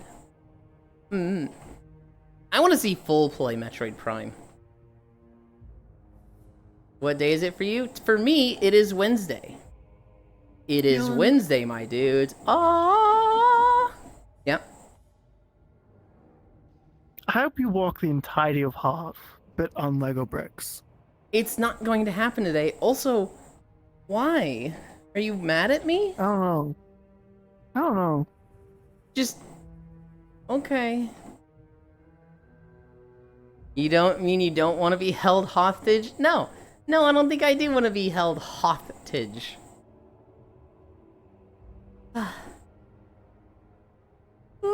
Have you seen one of the new Destiny trailers? No, I have not.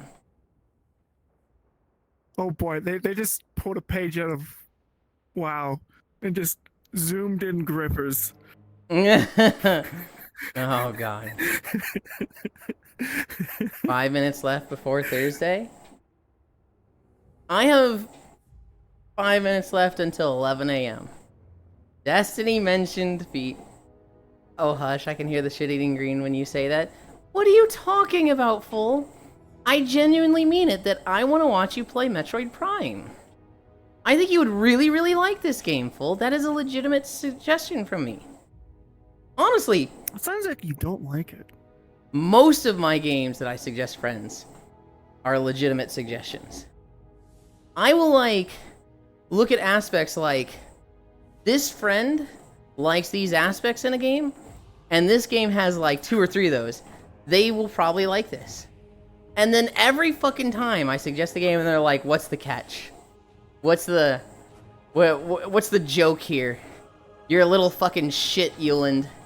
What are you trying to get out of this? And it's like, I think you'll like the game. No, the hostility thing, you goober. I did have a shit-eating green when I said that. 5 minutes left until 5 minutes from now? Okay. Okay. You Americans and your fear of Lego bricks. Try navigating a room at night when you know there are electrical plugs around on the floor? Why would you have that, Zwei? That doesn't sound like a non-American thing. That sounds like a you're crazy household thing. That's not normal. What country, what culture is that normal? Excuse me, natural selection is calling. Please put away the plugs. Yuland, hi Octomage. Heyo, hi. What's the story I have for you guys? Just did a 4-hour SS14 shift. It was great. Hell yeah. I know the last one you did, you had not too much fun. I'm glad to hear that one was good. Sometimes you just unplug something like the vacuum cleaner and forget to put it away. Also UK? No. No, Zwei. That's a you thing. When you're done with stuff, you put it away. Only died twice, killed a ton of commies. Yeah, I was so bitter I was left behind on a mission that one night. Here's a big thing. About a year ago, we were talking about child marriage in Missouri. Because some lawmaker was like, hey, guys, why is it legal for girls to get married at the age of 12 in Missouri? This seems a little inappropriate. And everybody's like, what the fuck? No, they can't. And he was like, no, it's in the law I'm looking at. With parental consent, a girl can get married at 12. And everybody's like, that's fucking disgusting. Yeah, let's change that. And one of the, like, main House of Representative guys in Missouri was like, no, that's totally fine. And everybody, like, you know, did a double take. It was like, excuse me? And he was like, yeah, that's totally fine. You know, who are you to get in the way of true love between a 12-year-old and a 40-year-old? In fact, one of my best friends has a wife that he married when she was 12. It's totally cool. And everybody was just, like, blinking and just like, the fuck, dude? I don't know what happened to that guy. But as of yesterday, I think? Yo, bye, nay. As of yesterday, that law has been overturned. It is now, child marriage is banned, before the age of 18. There's no parental consent for marriage, in Missouri now. You gotta be 18. Among Us emergency meeting button SFX. Literally that, Micaiah. Probably became a Supreme Court justice. Oh god. Yeah, no, it was, I remember talking about it a year ago. And it was just like, what the absolute fuck? This guy is just like an elected official, and he's just like, Dude, it's totally fine to have child marriage.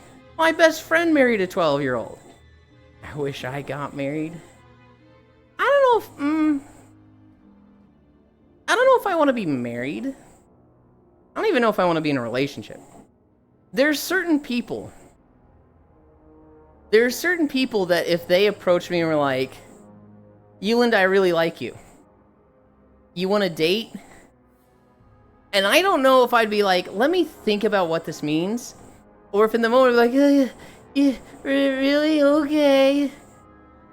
There's certain people that would like hit that.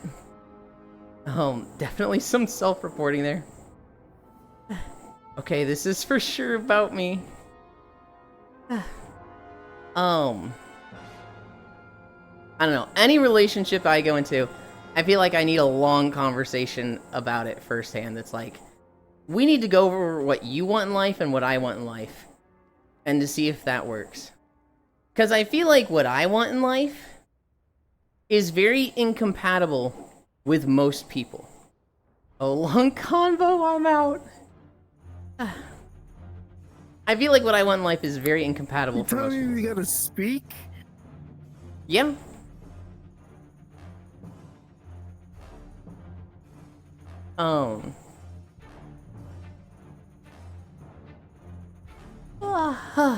But yeah. Anyway. Child marriage banned in Missouri. Good riddance. Long combos are a big no-no, red flag. Really? You think they're a red flag, and you would prefer like, hey, let's date, okay? Holy. If it happens, it happens. Just go with the flow. Euland, I want to date you? Absolutely not, Parisu.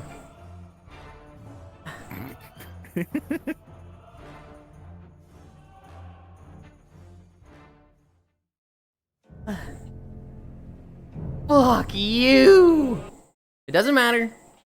It doesn't matter. We're on a Repo Wednesday anyway.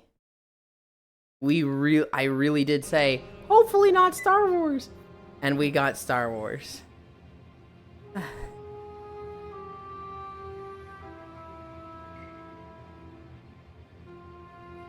Euland, what's a deal breaker for you?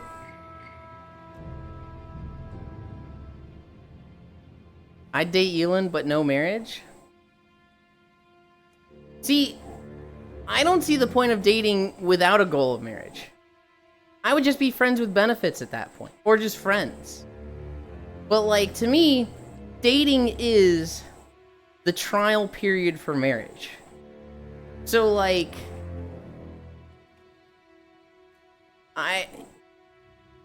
if we're not trying to like feel out commitment toward each other, then like I wouldn't call it dating. Expected. Hi, Icy Fire Mage.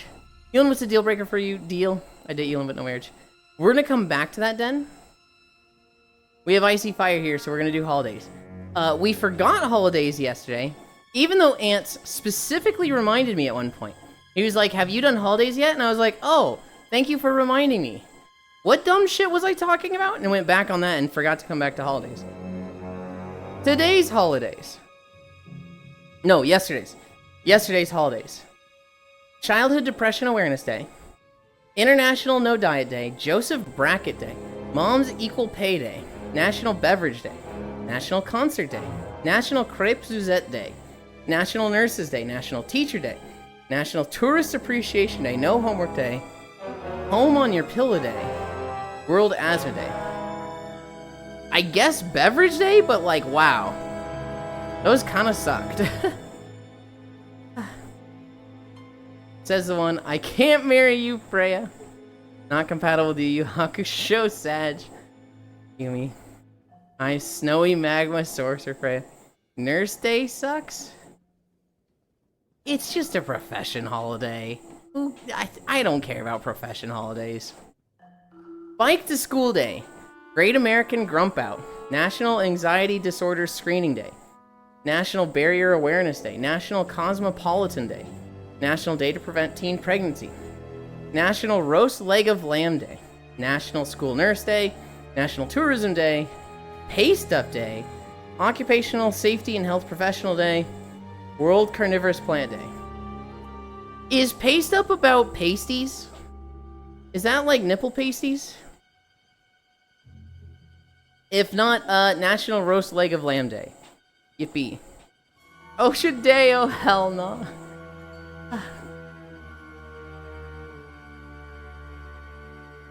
You and your brain is too freaky. High pink leafified den. Teacher Day, Logitech hug. I like that Nurse Day and Teacher Day didn't automatically include School Nurse Day. Yeah. I don't know. 2 days and I'm not like, oh, this holiday's pog. It was 2 days of like, some of them are okay, and some of them sucked. Unoptimized holidays, SMH. What is a deal breaker for me? This is very materialistic, and I feel like shallow. Hi, Gigi. A deal breaker for me in a relationship is something that changes my lifestyle.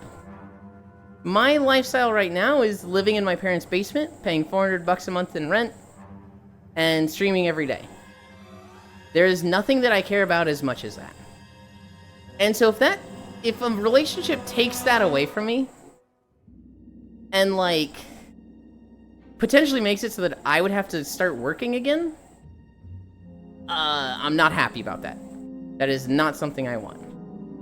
Hi. What was that? Nothing. I was just kidding. Good lord. What? I'm joking. I watched you play a little bit of Repo. Uh-huh. Yeah. I saw you in the van with your two friends, and you were just like, enough fooling around! You recharge one more thing, I'm killing you! You stay in the fucking corner! We're getting shit done! And I was like, so that's how Gigi plays Repo. Hey, listen, man, it was a long night. Okay? It was a long night. Had shit to do, had a gun to make it happen. I'm sorry. You don't need to apologize, it was funny. No. Yeah, I'm a pro repo person. Like, it's my profession. It's my job. So I have to go do that. I'm gonna be playing it with a friend today. They always host a lobby on Wednesdays. We run we heavily mod it, and we have one mod that makes it so you can have up to like 20 people in a lobby. Okay.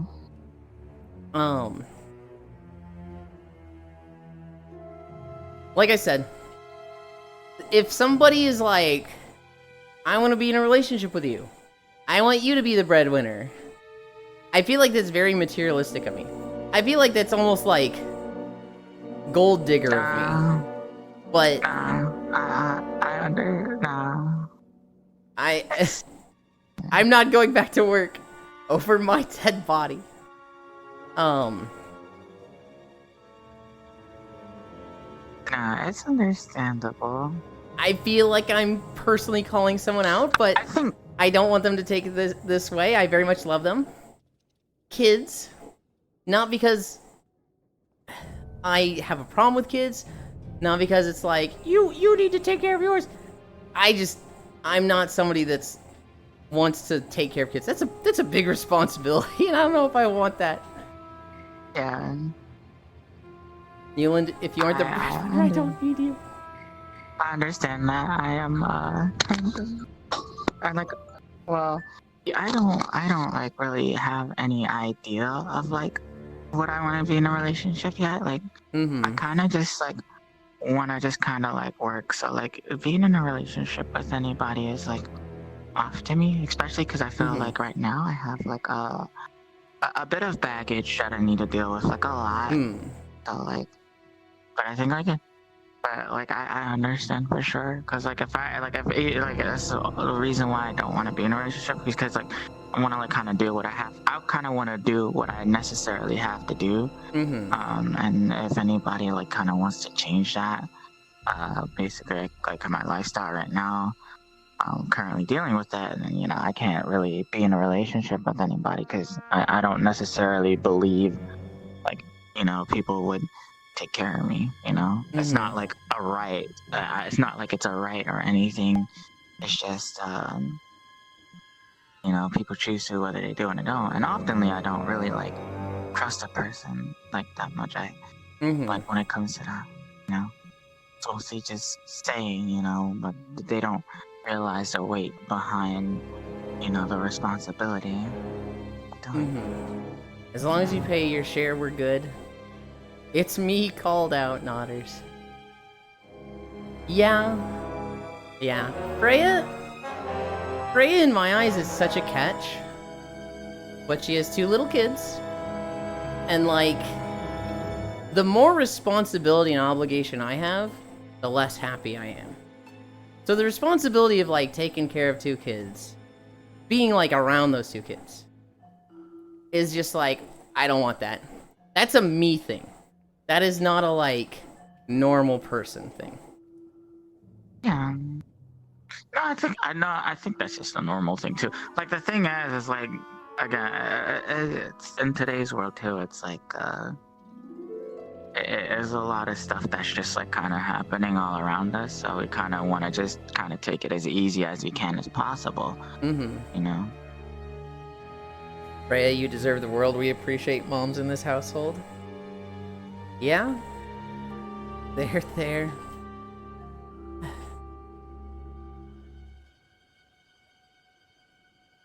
Look.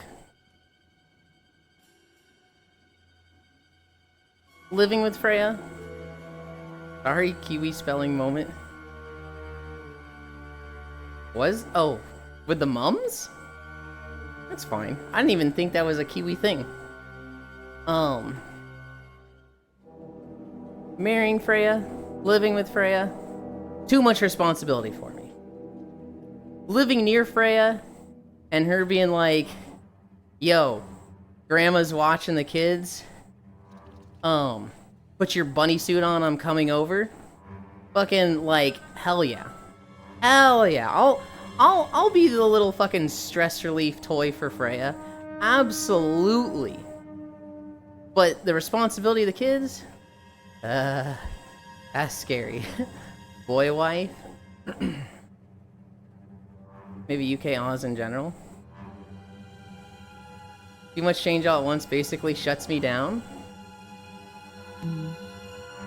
It doesn't shut me down in that I stop functioning, but it definitely makes me disengage. It definitely checks me out.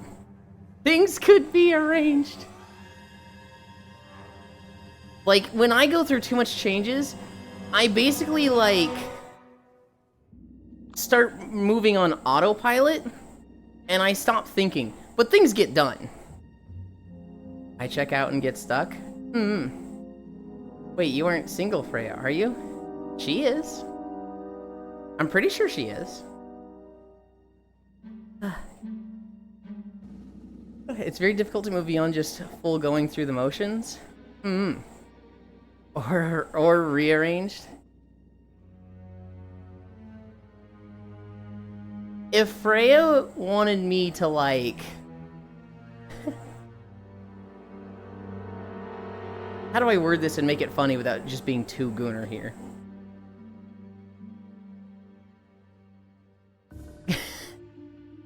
Fuck it. If Freya needs the on-demand dildo / like cuddle buddy, yeah, I could do that easily. Paste. I have to gradually shift and remove things that I see as part of me. Bye, Kimmy. All at once, and I'm basically useless. 4.2 miles. I imagine Kimmy crashed. I imagine Gigi's hopping around and saying hi to people.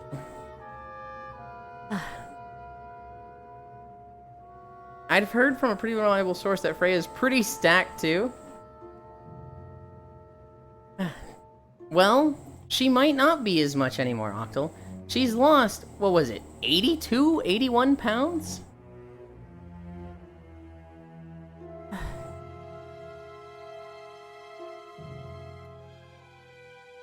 £82. Oh, put it back.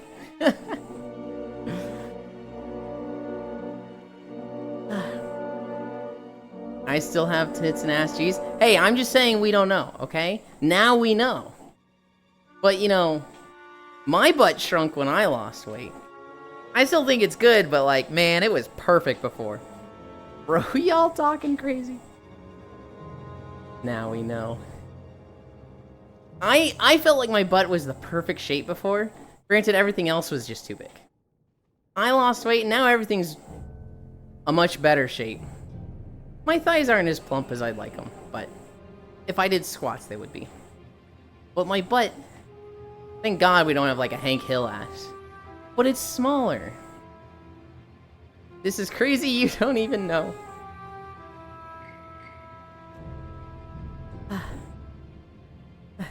Yeah, I've lost thigh.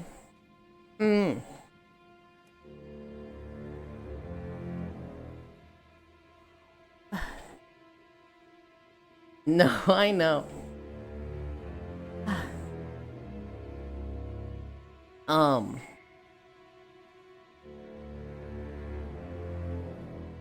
say something, I forgot. Lost 80 pounds, did you check between the sofa cushions?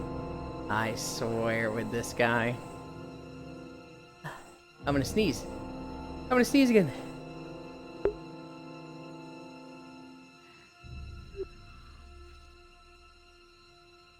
We muted in time. UK humor puke. I mean, yeah. Things are shrinking, but I'm not letting these cheeks disappear. Hell yeah. What did you... Oh, bless. Thank you. Bless. Thank you!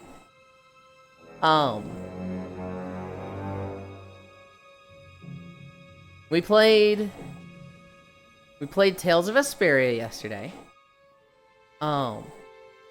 We got through 2 zones, very happy with that. The shitty character in the party, Carol, had their big moment of bravery. And we still don't like him, he still sucks. Den, have you ever seen the ProZD sketch? Where it's like 2 guys playing a JRPG together, and one of them's like, oh dude, you're gonna love this character, he's so cool. The guy's like, alright, let's check him out. No, I'm so scared, I'm peeing my pants, I'm so scared. Dude, this guy fucking sucks. He gets better, okay? He just has to go through some character development. Oh, I'm so scared now, I'm peeing and pooping my pants, oh. Well, right now he fucking sucks, dude. He gets better, I promise. No, it's in my shoes now! There's a character that is literally just that. Like, that whole sketch is just talking about Carol in Tales of Vesperia. Well, hi, Leon. I'm sure there's other games that describe that, that sketch describes also, but in Tales of Vesperia, it is so just, like, about Carol. And he had his big moment yesterday. He had the moment of, like, the party's all about to die, they're in a trap. He has to last stand and defend them, and he's like, no, I'm not scared, because all of you are here with me, behind me. And he saves them, and I was like, you're so cool, Carol, that was really great of you. And, like, me, Kyra, and Iris are still sitting there going, Iris? Eris. Are still sitting there going, he still fucking sucks. Hey, at least you have Poundland as a result. Yeah, Lamau, incredible. Hi, Patriota. Patriota? And I'm listening to the song named Staff and Carlin Sleeping with the TV on. Very good. Hell yeah. Oops, gapped. Carol is goated. Oh, God. Many of you would fold in his situation? I would fold in that specific situation. Him standing up to the big flying fish to defend the party, I would fold. All of the stuff before that, where he doesn't own up to his mistakes, where he runs away from his problems, where he just constantly gets taken care of by people, and then humiliates them by running away. That would never be me. Everyone wants to think they're Yuri, but they're Carol with more self-blame. If there's any character that I see myself as, I would like to say Flynn.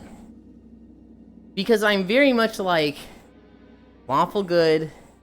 I grew up with like the rules will take care of you. If you don't like the rules, rise up in the system and change them. Copeland. But like at the same time, Flynn has a lot of grit. And while he struggles doing the right thing in the long run, in the moment, hi Archangel, he very much is a good person and a hero and brave, and I don't know if I'd be all that. But I very much sympathize with him where he's like, I was trying to do the right thing. I was trying to change the laws. I was trying to do everything right. But still I ended up here. How did this happen? I see that and I'm like, I would 100% fall into that situation. I would 100% think I was doing good and by the system, and then it would all fall around me. That part specifically, I very much am like, yeah, I would be right there. Hi, the dog. Squish, Copeland, Wheeze. Gonna go now, still have to sleep. Good night, everyone. Good night, Cleo. It was nice meeting you.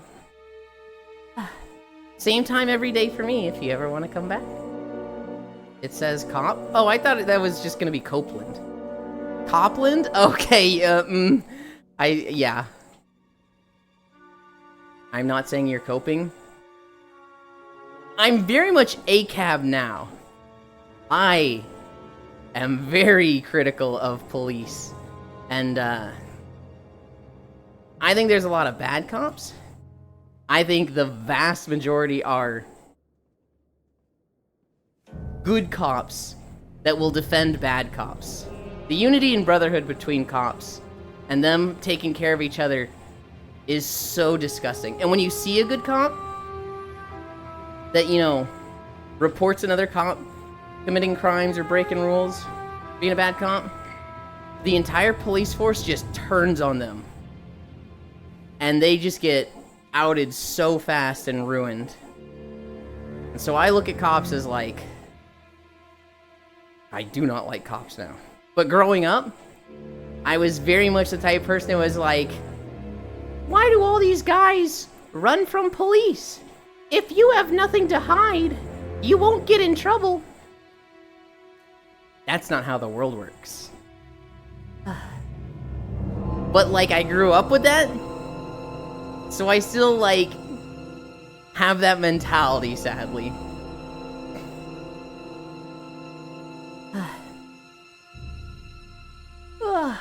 If there's any character across any of the games, I see that aspect in Flynn. I don't really see anyone else in the party that I'm like, yeah, I get this a lot. For other characters, I'm trying to think if there's one that I really like. Oh, this one I just see myself as.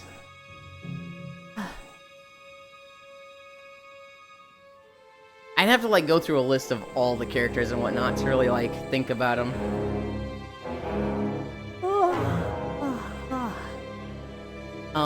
We're at 4.6 miles. I was gonna say we'll go to 11:30, but I don't think we'll be at 5 miles away. Holy shit. The music's just crazy fucking loud right now.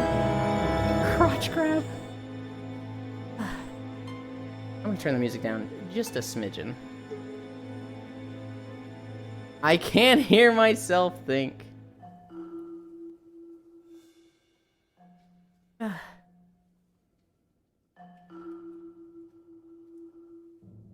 Am I yelling?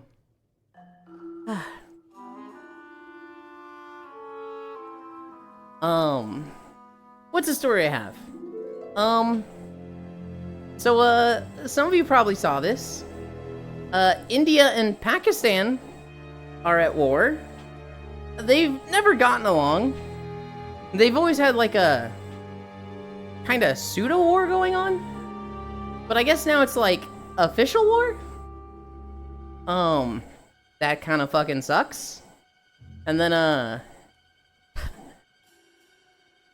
unfortunate for Apple, but, you know, who cares because it's Apple. The day before, they announced that they are moving iPhone production from China to India. And then India is now at war, so it's... Oh. Unfortunate for him. It's one of those topics that I need to look more into. I don't know if I'll get around to it. More fun to, like... I care about Apple? Watch your tone. I mean, I'm not saying it's going to unmake Apple. It might cost them some money. They might have been, you know... They might get hit with some costs because of this. Let them fall. I don't like Apple. I have a few friends that like Apple. Octomage and Ellie. Where are we going? Right now, we are walking through Terrace of Star Wars The Old Republic, the MMO. We're not gonna get to the end. Normally I would. However, today we have Repo to go play with friends after our walk. So we'll get to some point. We'll go over 5 miles. It'll probably be like 11:40 Central when we end. Well, when we end the walking. Their 3 trillion market cap is going to be hurt, is what you're saying.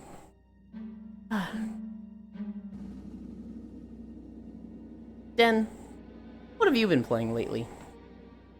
I've been like torn between 4 games. I've been playing Last Epoch. I've been playing V-Rising, but in like a creative mode. I haven't been doing like a full playthrough. I've been playing Spirit Tracks because I'm an idiot. And then, what's the 4th game? Kingdom Hearts 3 and Gotchas, that's about it. What the fuck is the 4th game I've been playing? I'm forgetting. I've been playing Tales of Vesperia Tuesday and Thursdays, but that's not like something I can just play on my own time. I'm back.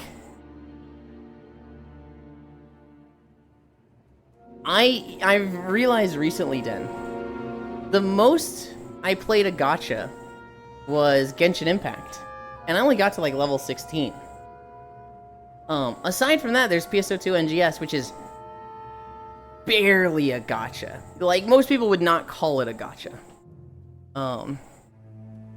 What the fuck was that response? I was thinking about making a joke, Cairo, and then I just got distracted and didn't make it. Welcome back. I am excited for Uma. Good to be honest, Genshin is objectively the worst Hoyo experience. I am excited for Uma Global release then. I have been watching through the Uma stuff. I've seen the movie, the NTR OVAs, Season 1, and I'm like 6 episodes into Season 2? I don't know how much Uma you've seen.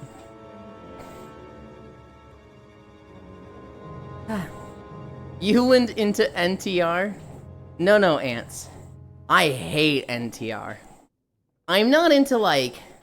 I'm not against, like, swingers and stuff like that. But, like... NTR? The what OVAs? The NTR OVAs. Oh, I see. You guys don't understand. There's NTR like Netorare. Where, you know... The hentai tag, which that shit sucks. I hate it. And then there's Narita Top Road, the horse girl. And she's so sweet. She's so pretty. We have already arrived.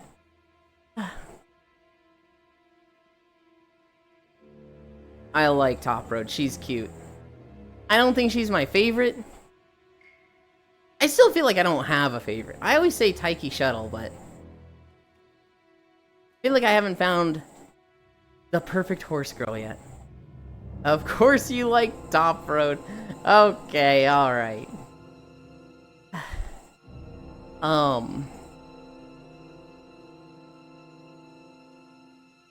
We're in Season 2. I've been watching it with Oku. Season 2 is apparently omega depressing. It's just horse girls being sad and breaking their legs over and over.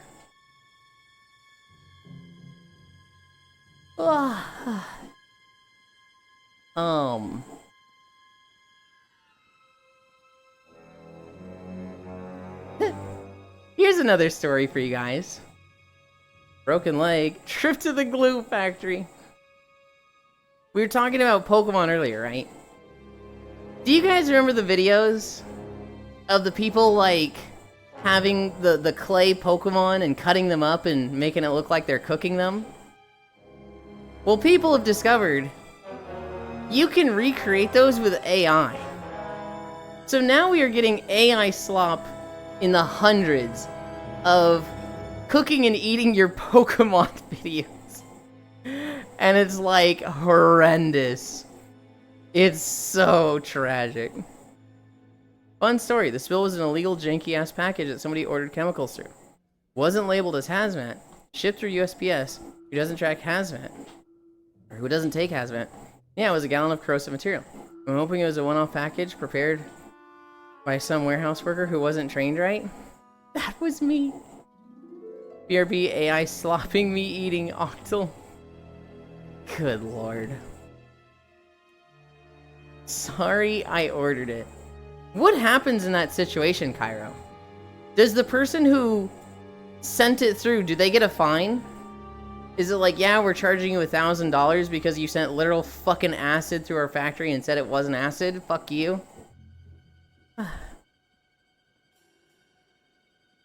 I feel like that's incredibly irresponsible and, like, shouldn't happen. That it went through the USPS guy. That's jail time? Well, so, that it went through the USPS worker is bad. That's like, that guy, hopefully they weren't trained properly. Because that's a real bad. The USPS guy's at fault? Yeah, criminal negligence. Yeah, they probably are the worst offender. I just needed to ship my acid. 4.9 miles. We're at 33. We're gonna stop at 5 miles. He should have told me. I mean, basically, yeah. I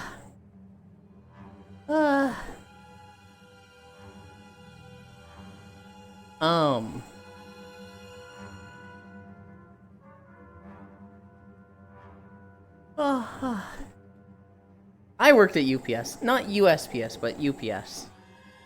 That job was brutal.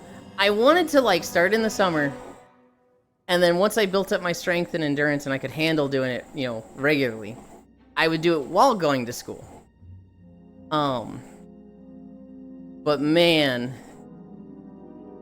it was just a little too rough for me, and I ended up just doing it as a summer job. Well, now UPS will beat you down. I was a primary sorter, ants. I worked on the line where packages would come down a conveyor belt on my left. I'd grab a box, run my knuckles over it to scan it. That would print a color on the box.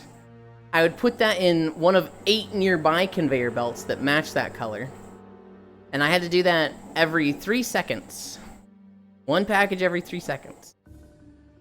And my shifts were like 3.5 hours long, but they would often go long. They would often go like 5 to 6 hours. I was like, not morning shift, but not midnight. The one between those, it might be morning. It was the one that, like, I clocked in at 3 a.m.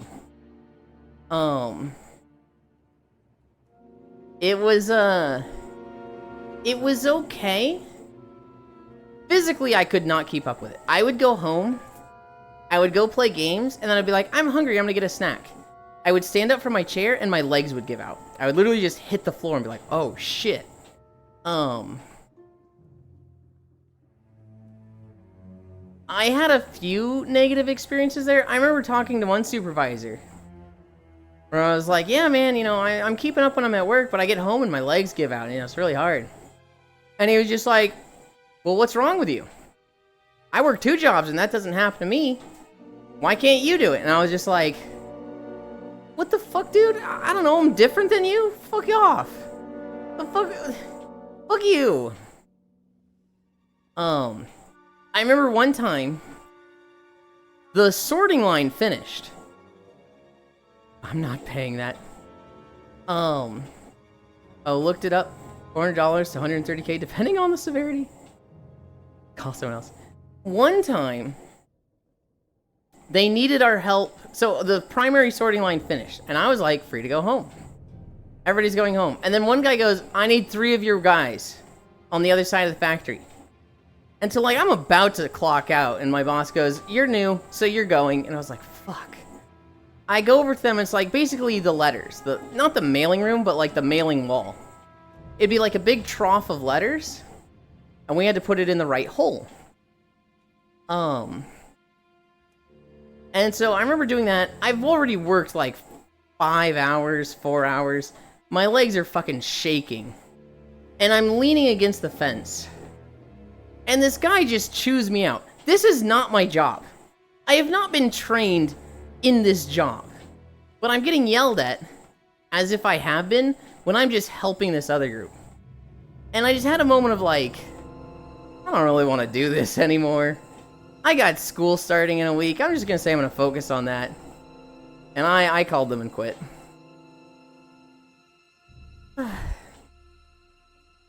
Yeah, most people work that. It's rough, especially in summer heat.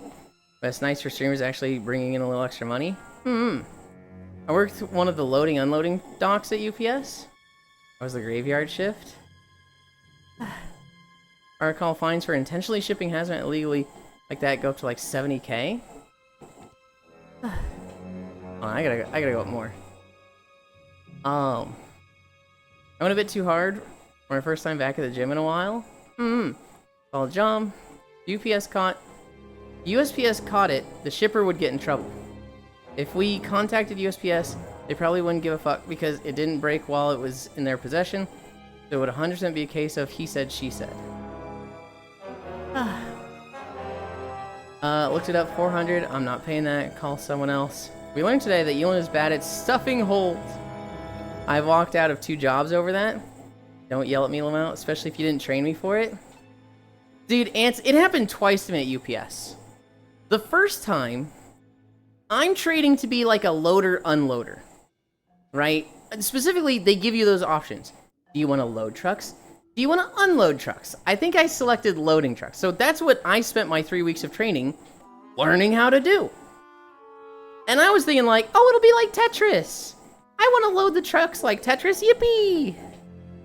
Literally the day before I start, they're bringing the group of us, the 20 new hires, through the factory, and a guy on the sorting line goes, hey, how many you got? We got 20. I need 3 of them. Which ones you want?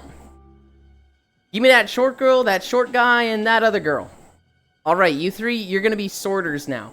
Forget everything you learned in the last 3 weeks, and, you're gonna need to, learn how to do sorting, instead of in 3 weeks, in a day. Don't worry about the test. You already passed your loading/unloading test, but you're sorters now. And I was just like, what the fuck? Are you kidding me? And so, I got fucking crash course for sorting. It wasn't too bad. I picked it up pretty fast. And then, they ended up giving me, like, a special job where it was, like, every week, I'd have to go load this one truck. It was, like, specialty boxes. But then, like, yeah, it was just 5 days a week. It was just brutal. And, my legs were giving out. Nobody was really that sympathetic. I was always selected to stay late because I was a new hire. And then I got yelled at for stuff like that, and I was like, yeah, I'm just not gonna do this anymore. I would have really liked to. They would have paid for my college. Not that, you know, going to community college was that expensive, but UPS has a very cool program of they pay your tuition. They'll just like pay up to a certain amount for your tuition fees. And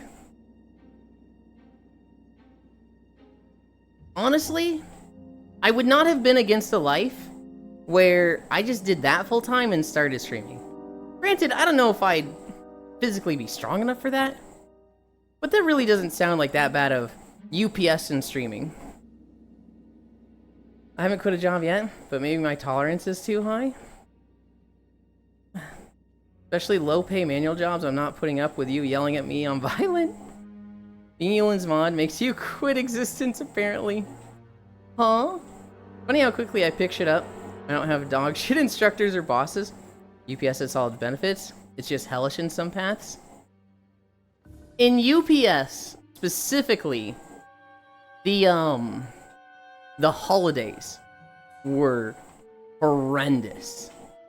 In holidays, that's when everybody sends mail. There's a spike of mail in packages. Obviously in Christmas, but it's every holiday. Everybody sends shit on Thanksgiving, Valentine's Day, 4th of July. The one I worked was 4th of July, and the belt's overloaded.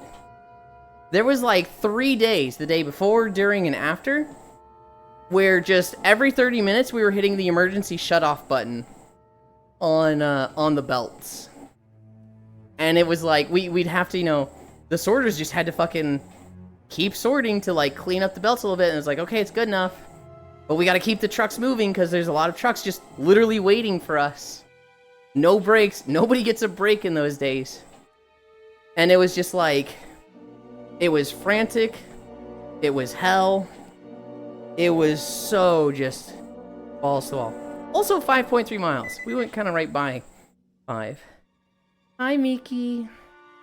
They drove us like dogs at UPS on Christmas. I quit the day after. We're gonna be done here because we have... Where's my... It was like right in my butt there. Because we have, Oh, if Haxie's asleep or not. Because we have repo, we're gonna stop here. Anchor, local, there.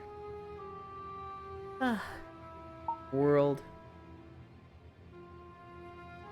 The only nice thing was overtime and holiday payout. Everything else was shit. Thank you, Octal. We'll add that in.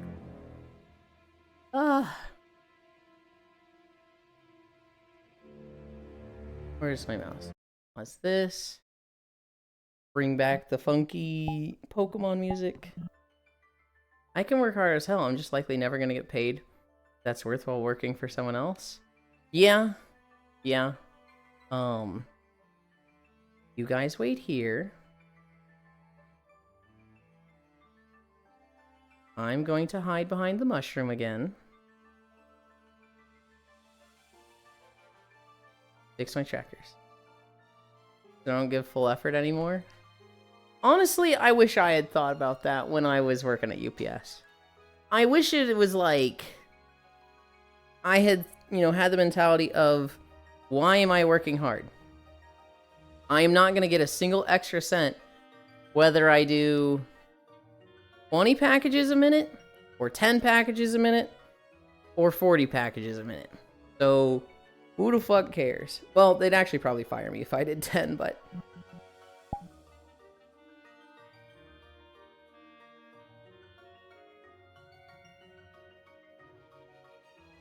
Is repo day? Quiet quitting, gang? Quiet quitting is such a, like... It's such a silly term. It's literally, you're doing your job and not being a bitch and doing more for unpaid. I had a, doing the absolute bare minimum. I had a friend of my dad's eat over at our house one day. And this was like a friend. This wasn't a work colleague. My dad got a little mad at me because the guy started complaining about quiet quitting. And I'm sitting there like turbo fucking anti-work pilled. And I'm like, quiet quitting? They're not quiet quitting. They're just doing their job. And he's like, no, they're doing the bare minimum. I was like, well, that's what you agreed upon. You said you'd pay them for this and they're doing that.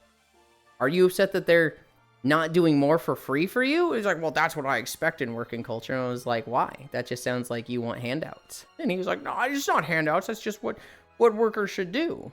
And I was like, I think my dad cut me off at that point because he knew I was getting really close to my bootlicker line. Because I was going to be like, well, is that what you did when you were an employee and not an employer? And if he would have been like, yeah, that's what you should do, I'd have been like, oh, it sounds like you're a bootlicker. And my dad saw it coming. I was like, okay. Let's talk about this. Why don't you tell us about this trip you went on recently? Oh yeah, we started talking about this trip. And I looked at my dad like, it was probably a good call.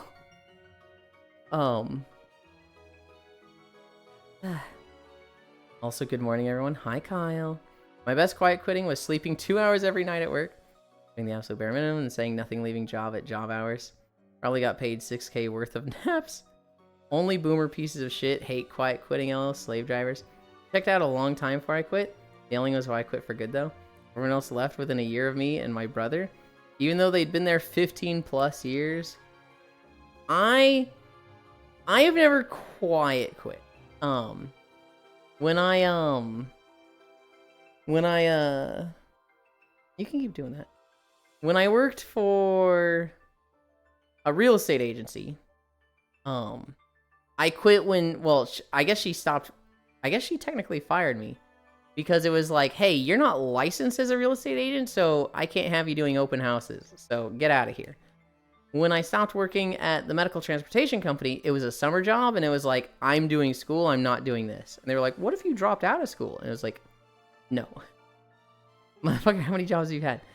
Real estate agency, medical transportation company, UPS I just outright quit. That one I was like, yeah, I'm just, I gotta focus on school. But like, I was looking forward to doing school and the job at the same time. Then it was just, yeah, I don't want to do this.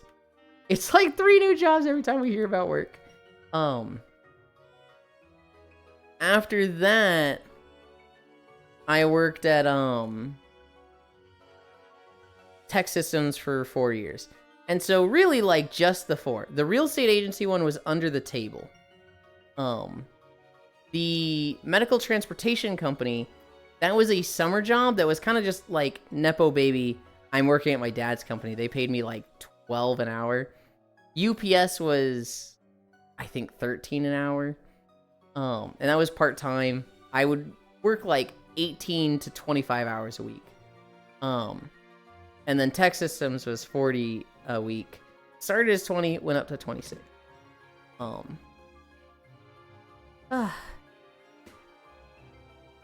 Let's update our title. 5.3 miles. Now we're done.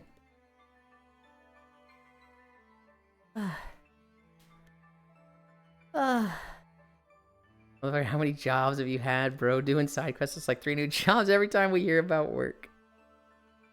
It's the 4 main ones. I've done a lot of like house sitting stuff. And so, I've done a lot of like, hey, this friend of my mom's is out of town. Can I take care of their plants and their cat? Yeah, absolutely. I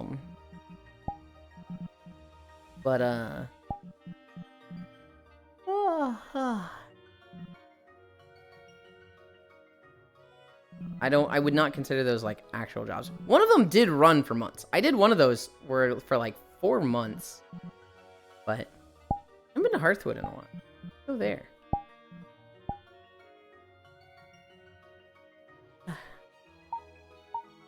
Portal. Axie might be asleep.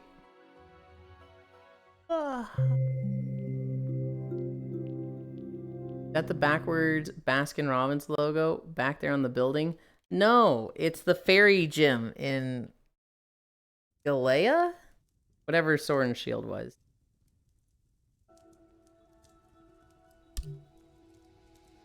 This is my homeworld for so long. I say so long. It was probably like 4.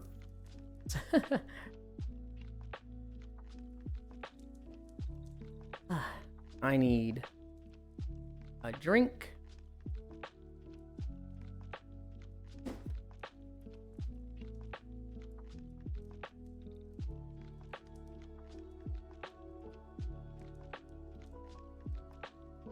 Oh.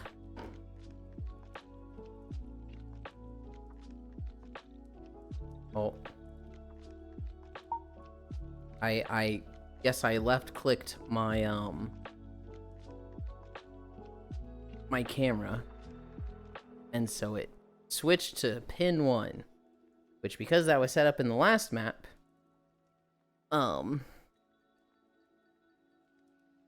showing fucking tracker. I gotta go find some bobby pin.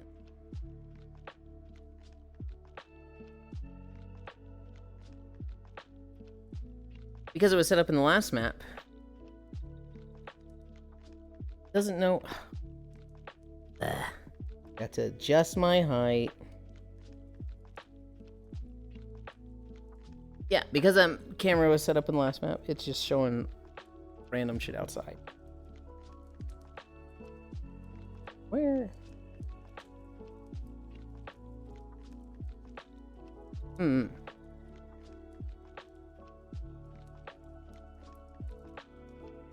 Oh, I see. I'm hitting a pillow there. No, it is not the backwards Baskin Robbins.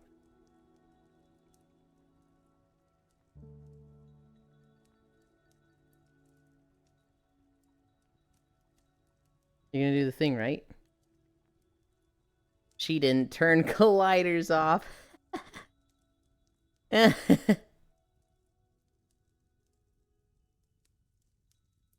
Ugh.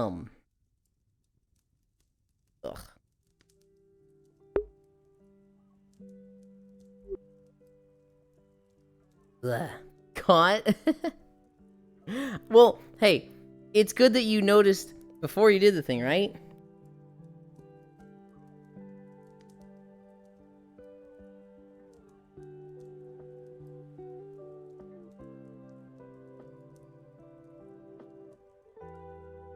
Who's cosplaying Nekomata? Den. Good job today. You walked a distance of 0. But it looked like it was 4 or 5 miles.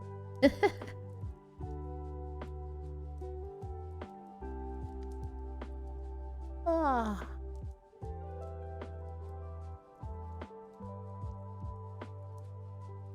Pull sword out of your leg. I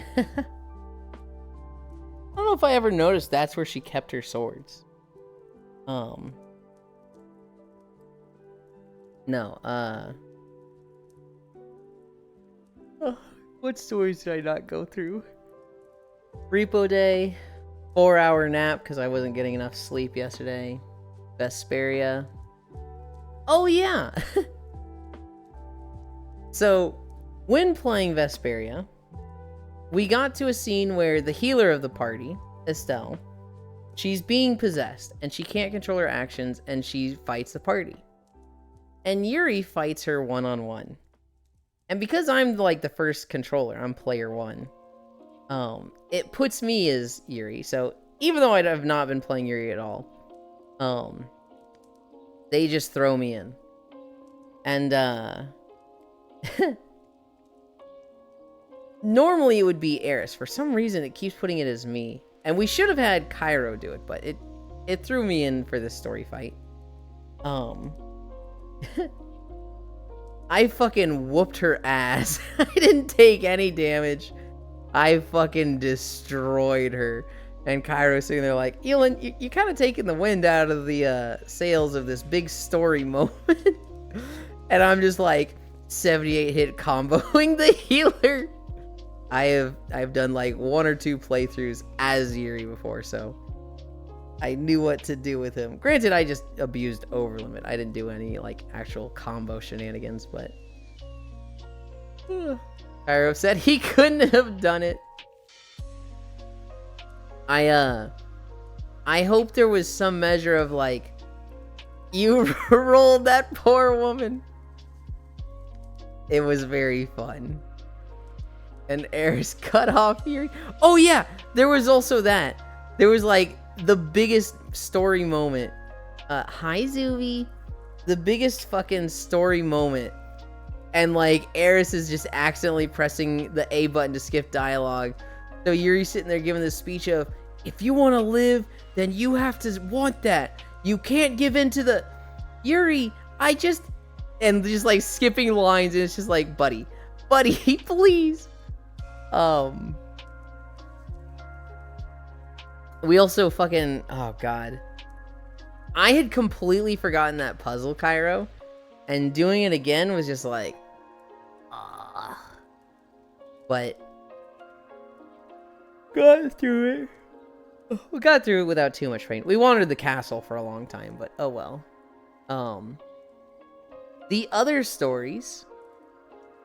I tried on some of the throne outfits that came yesterday. Holy shit, I feel like I'm gonna tear them apart taking them on and off. ICE agents entered a restaurant in DC called Chang Chang. And there was a fucking badass manager there who basically told them to get the fuck out, they need a warrant. And they were like, we're ICE, we don't need a warrant. And he was basically like, all right, see what happens. Get the fuck out of my restaurant. And they backed down. Me when people are interrupting, I'm pressing A on your dialogue. This is your repo reminder, I think. Thank you, Zuvi. See you there. I saw a fucking crazy video of a group of kids playing in a creek, and like one of their moms watching them. She has the camera next to her. It's kind of behind her, so you can see her in frame. And she's just like sitting on the bank close to the camera. Then there's the creek, and then across it is all the kids on the other side. And they're kind of just, you know, standing on a rock playing. There's a fucking, like, landslide. And it's not, like, a lot of land. It's basically, like, a couple boulders falling. But, like, these boulders, like, are just narrowly missing the kids. If any one of them had been a direct hit, it would have been, like, a dead person. Apparently, 4 of them got kind of banged up. And they had some bruising, no broken bones, but everybody lived in this video I saw. But it was definitely like, oh God, that's so fucking horrifying. People in the comments of the video I saw were, saying that the mom was kind of reacting. She saw the stuff falling and started screaming. And the kids, not really knowing what to do, kind of just started like looking around and then jumped into the water. They probably lived because she warned them. But it's one of those things, it's like, what a random act of nothingness that could happen and kill you. It's one of those things, it's like, you see a tree falling, and it falls on somebody and kills them. It's like, what would you do to protect yourself from that? Other than just never go outside. And it's like, that shit is so horrifying. I'm gonna sneeze.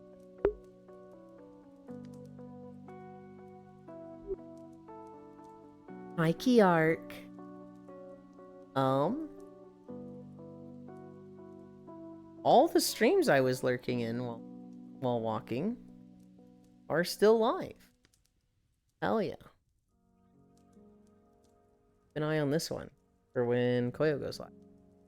Bless you, bless your face. Thank you. I don't remember if I've asked this then. Have you played Repo? I'm sure I've told you about the Wednesdays.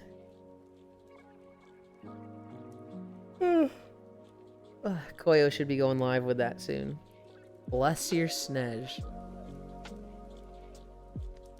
Oh, that's my fucking phone going off. Dude, I've been getting calls like while streaming lately, and I'm like, ugh. I don't want to get up. Can you guys hear it?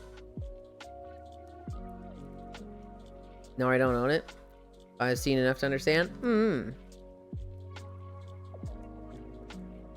Oh, I wish I could see my phone from here, but I can't. I imagine it's telemarketing. If it's not, I'll call him back while we're switching repo. And yours, you informed me of repossession Wednesday. Good. I want to make sure. It's super late for you. It'd be really hard to show. Oh, I remember this part of the conversation now. I remember it'd be super late for you. You'd have to be like waking up crazy early one day. It's me, put your pussy on the phone. Unblesses you. What the heck's why? You can't do that. Apricot jam is the best jam and there is no discussion. What the fuck? Alright, I guess there's no discussion on that.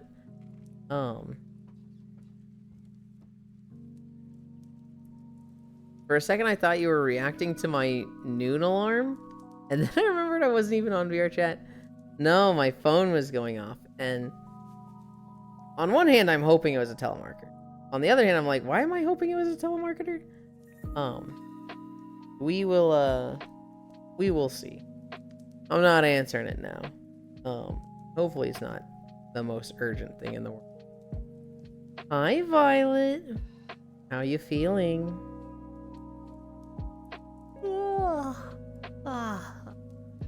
Yeah, that was the notes.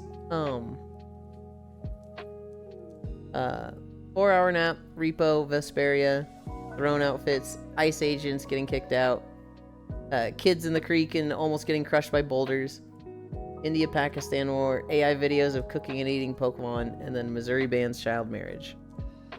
Very ready to be done. Yeah. If the number isn't in my contacts or a public company number, I don't pick up. My phone will say likely telemarketer. And if it's one of those, I don't answer. Everything else I will answer. And I'll get some like sales calls that get past the telemarketer tag and, you know, I answer them. But it's always a very quick conversation because they'll be like, hey, car insurance or home insurance. And I'll just be like, I don't have a car. And like, I will just outright interrupt them. It feels rude, but I don't want to waste their time, right? I don't want them to give their 3-minute spiel and then be like, I don't have a car, and I don't want to hang up on them. So they'll be like, hey, calling you about your car, this, da-da-da, and they'll keep going, and I'll just go, I don't have a car. And they're always a little taken aback by it, but they'll be like, oh, okay, have a good one, bye, and like, painless 10 to 15 seconds.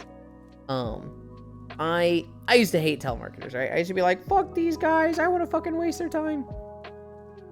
And then, I just hang up. That's probably not that bad. Prodiggity, my college roommate, he had to do a lot of, telemarketing. He had to start calling people. And I am now very sympathetic to those people, especially since I also met a guy who did telemarketing in WoW. He was a guild member of mine. And he sounded so fucking depressed about it. Because he's like, he knows it's annoying to people. I'm sorry your life steered you to a call center. I will show no remorse on the phone. He knows it's annoying being a telemarketer. He knows people don't like talking to him. But a job's a job, right? You gotta put bread on the table. You gotta get money. And he would come home and play WoW and like kind of not rant, but like vent about his job. We'd get like a good 5 minutes of all the shit he had to put up with that day. And once he'd get through that, he'd take a deep breath, and he'd be like, let's play some fucking WoW.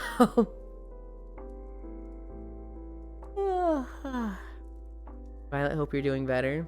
I just hang up. We've been missing the purple fox. Hello, we'll be by this weekend. Baby's scheduled to be induced on Saturday. Oh my god, yeah, I got an insurance call and I was like, sorry, that's not handled by me. Easy out. Yeah. Wait, it's not out yet? I thought it was supposed to come out early mid-April. I've never understood messing with telemarketers.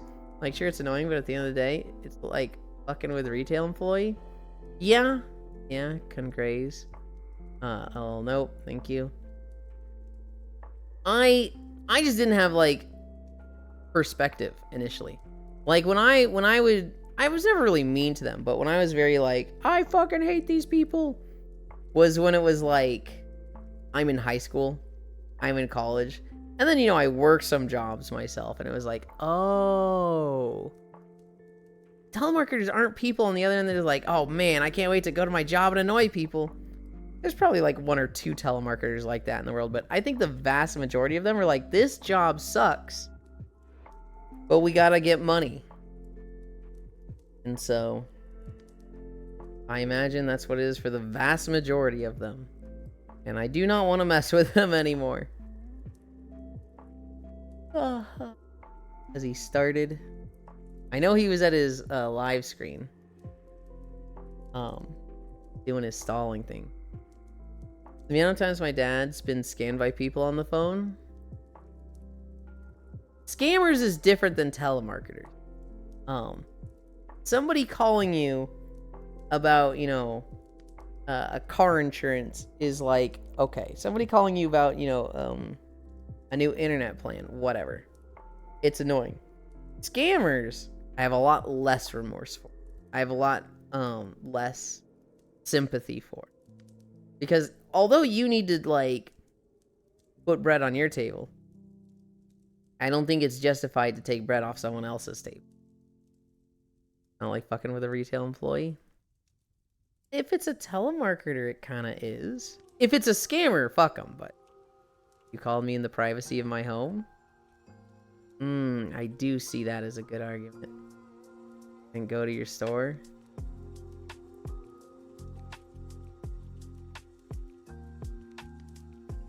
I don't really have a counter for that. I was gonna say, like, you kind of not invited them in, but by having a phone, you're open to that, but that shouldn't come with a phone. That's not why you have a phone, obviously. To me, it's 3 categories then. That's a bad take. Yeah. It's like I started to think it, and then I was like, no, this doesn't work. To me, it's 3 categories. A retail employee, that one I'm just totally simple. That one's like, you gotta treat them with respect. Telemarketer, I'm still gonna treat them with respect. I get that it's like, you know, they're invading your home, but like, that's the system, and they gotta make money. I don't want to be rude to them. I'm just gonna interrupt them and be like, I don't have car insurance, and you know, they'll be like, okay, bye. I don't want to waste their time, but I'm definitely not wasting my time. Scammers, fuck them. Scammers, those people suck. What's the difference? Either one, or just trying to get your information so they can sell it to someone else. Then go to your store. That's a bad take. Shouldn't have had such a sexy phone type shit. Yeah. Nope. Your number has to be added to a list by someone somehow, which means it's not voluntary. I'm giving them another reason to find a new job they don't hate. Oh my goodness.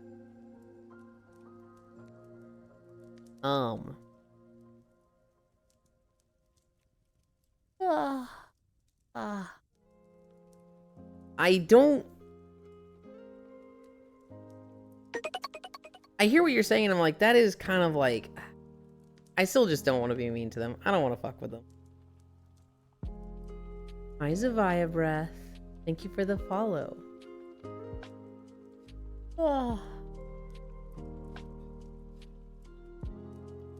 Zavia. That's fair. Lucario saying, hey, don't fuck with employees. Does the same thing to friends. Also, 90% of the time, it's not even a person nowadays. I almost always get a person. Very rare that I have, like, an AI. Not saying that's the telemarketer's fault there. To me, given a job, it's the fault of the chain of companies that pass it around for the targets. To me, it's the same issue of tipping. Like, it sucks, the system sucks, and it should not be that way. But like, there's this wall that the people that use the system are hiding behind, right? If you fix tipping by no longer tipping, it's the fucking workers that rely on tips that fucking are biting the bullet initially, and that sucks. I don't want to like hurt them. Ah. Hi, Kuro. But, like, tipping as a system fucking sucks. I mean, Google calls our business, like, once every few months. The worst one for me is Spectrum. Spectrum Internet literally sends me a letter 3 times a week. Kuro, is this a good argument for Zenless Zone Zero?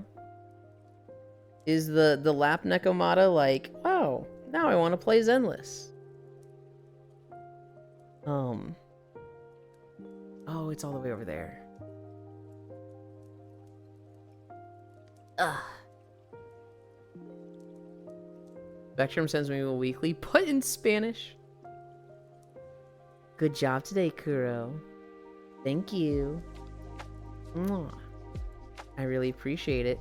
I was watching you fight Ray Dows this morning. I didn't have time to join. I wanted to. I had to go to the store this morning. I fucking hate Ray Dow. This guy's bullshit. The aftershocks ruining my foresight slash is bullshit. I hope you got through it without too much more pain from what I saw. Hi, Frosty Cheats. We are. Spectrum sends me mail every week. Literally immediately hang up on scammers. Say you're not interested in telemarketers. If they're persistent, get yourself removed from the register, block the number. Gotcha. Yeah, I was watching that, Kuro. This one's rough. We are top 10k. It won't hold, but I'm happy. Top 10k? Is it like an... Oh, is there a time for Raydow? Okay. In one. Flying. Bear.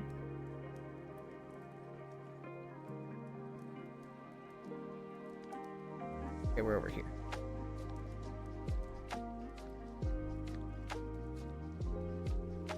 I want to, camera like this.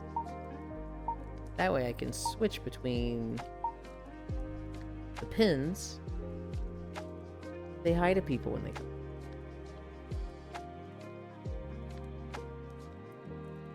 I haven't done any of the, like, kind versions of it.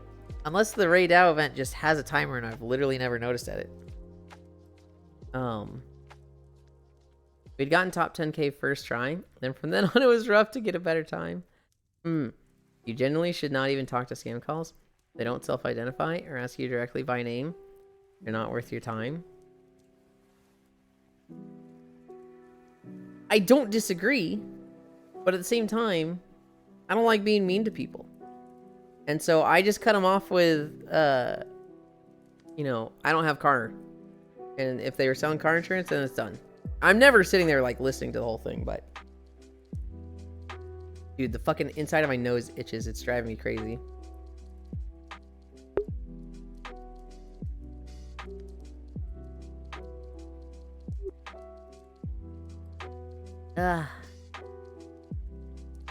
Just got an ad for Civ 7 VR.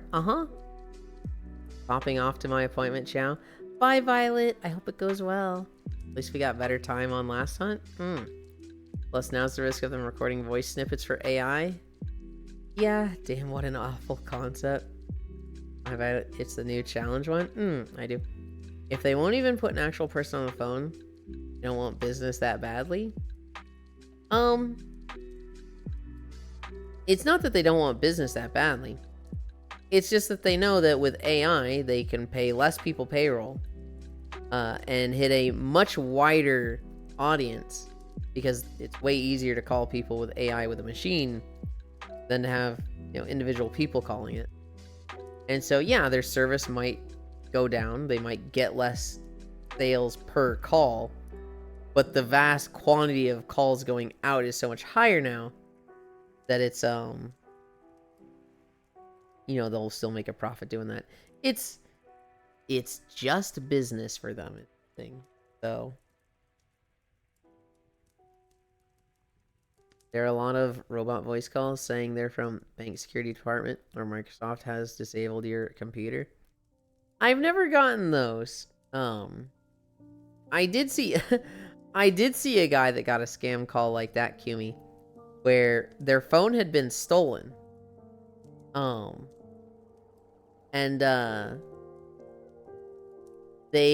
don't know how they were doing this, but they like still had access to it. They got a call, or they got a text message to their phone, and they could like see it from their computer. And the text message said like, "Hey, Microsoft has disabled your account, or has flagged your account. You need to disable, or Apple has disabled your account.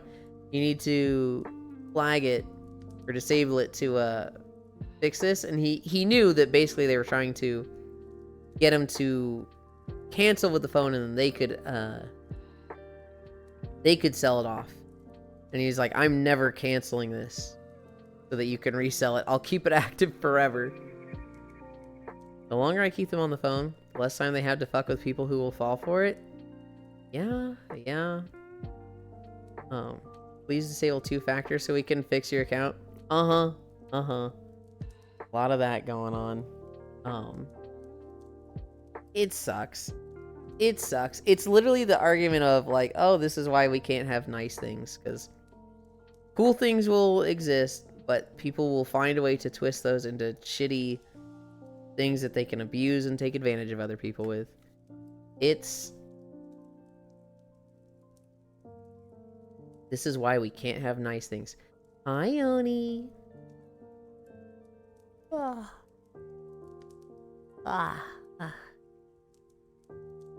need to clear my throat again. Ugh. Hamburger from the German man. Hi, DJ I love. Thank you for the follow. We're stalling a bit right now. Normally I'm walking. We're stalling a bit right now, waiting for my friend to go live with Repo. He's technically live, but he's stalling right now.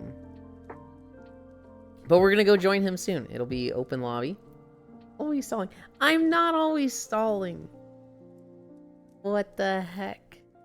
I'm also a little bit of like, oh boy, I actually have Den with me, so I want to keep her here.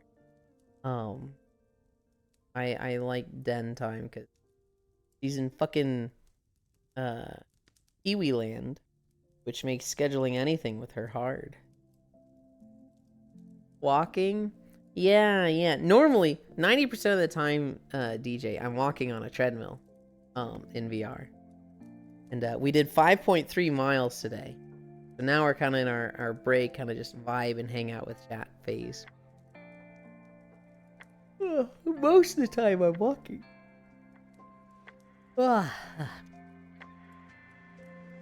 Den time? Exactly. First you're always my father left me. Now you're always stalling. Right, Zwei? I can't win. Oh, I thought it was outside. No. I don't like going outside. I do all my exercise inside on a treadmill where it's safe and there's good weather and there's no bugs. Going outside is scary. There's also less scary people. If somebody shows up here and they're scary, I can get rid of them. I can block them and be like, shoot, go on, get. Can't do that in real life.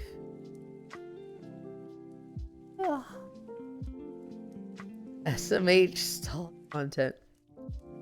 Okay, time for you to go. That was not an appropriate thing to say. You got it?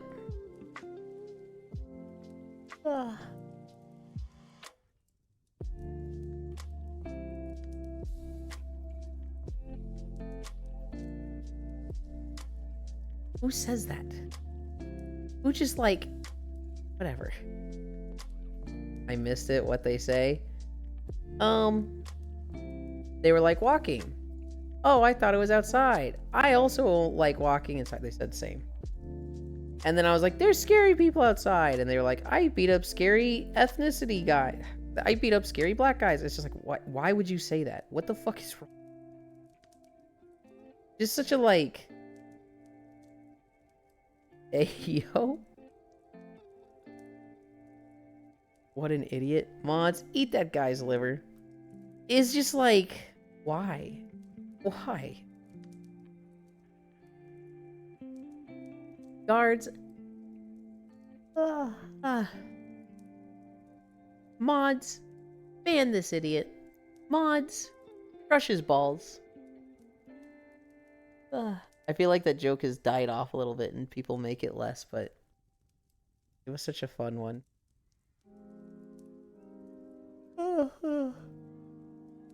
Account's about a year old and he started falling 3 minutes ago. Probably a child. Yeah. I mean, so it's not... If it's like 3 days old or like same day, that's like, what the heck? A year old?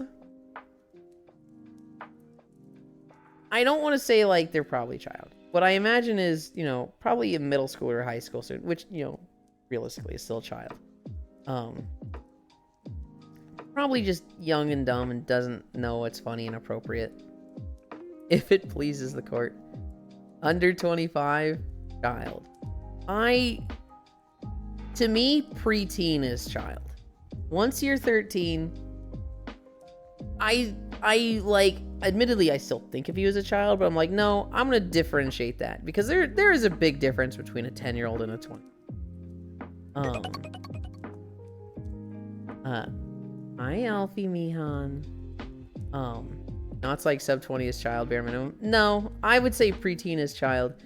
I would say 13 to 21 is like young adult. Well, no, because 13 is not young adult. I don't know. I guess teenager. I guess I'm just looking for teenager. Not really much of a difference, Elin. I think there's a massive difference between 10 and 20. You're gonna get in trouble? Am I gonna get in trouble? 13 young adult is insane. Yeah, I said that and then I corrected myself. I was like, no, I actually still don't like that. Let's teenager. To me, child stops at 12 though. I understand looking at an 18-year-old and being like, you are so immature. You have so much growing up to do. You have so much to figure out, and when you say dumb shit like, I've got everything figured out, I know exactly how this is gonna go, it's like, God, I can't wait to see you fall on your face. I feel like that's immature and young and stupid. I don't... An 18-year-old is not a child, though.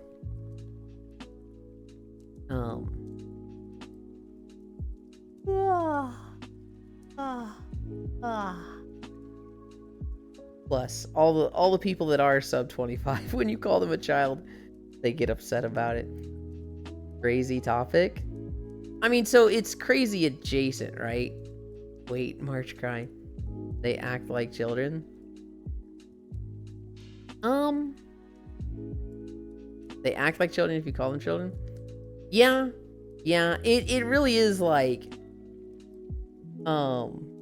if you don't want to be called immature or a child, don't get upset by it, because, you know, part of growing up is realizing you're not going to please everybody, and like, hey, you know, people are going to say things about you, just move on.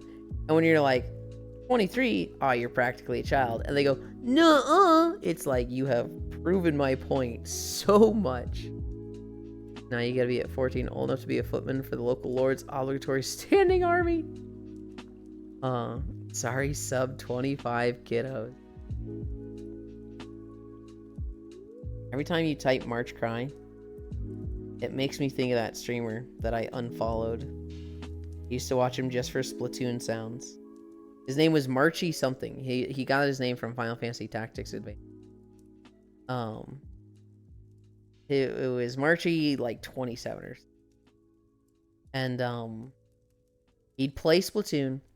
And I'd always have him in the background because I like Splatoon sounds. I like the game music. I like the pops of the guns. I like the weird talking of the Squid Kids.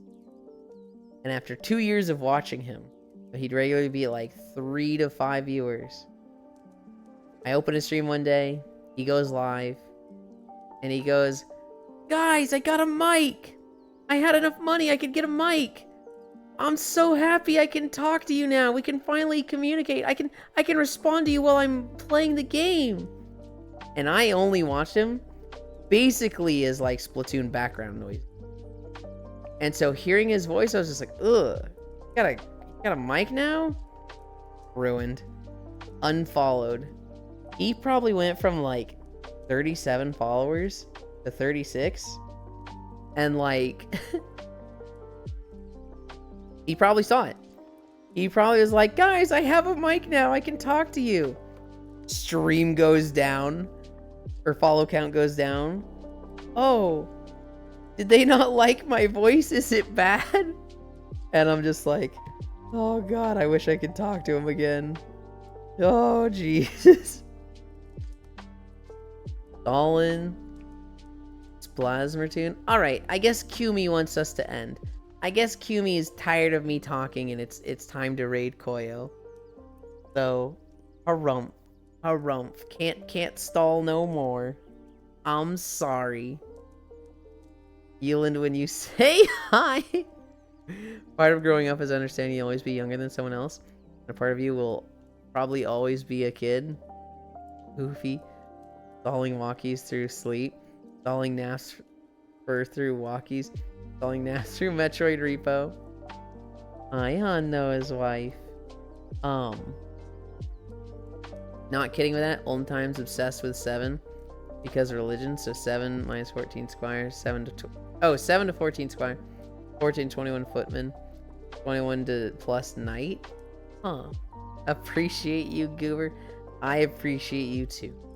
I love you.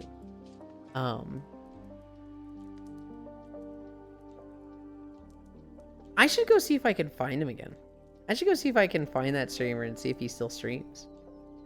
Pop in and say hi and be like, I used to watch you 8 years ago. You got a mic and I unfollowed you. Just explain the situation to him. He stopped streaming when he got an unfollow for talking. I find his account. I look him up on the Twitch tracker, and literally, like, he streamed 5 to 6 days a week, and then the one day he got a mic was when that was the last stream ever. Oh god.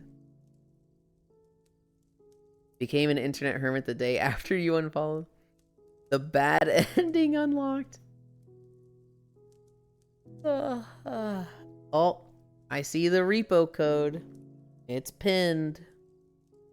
Can't believe Euland is his village and origin story.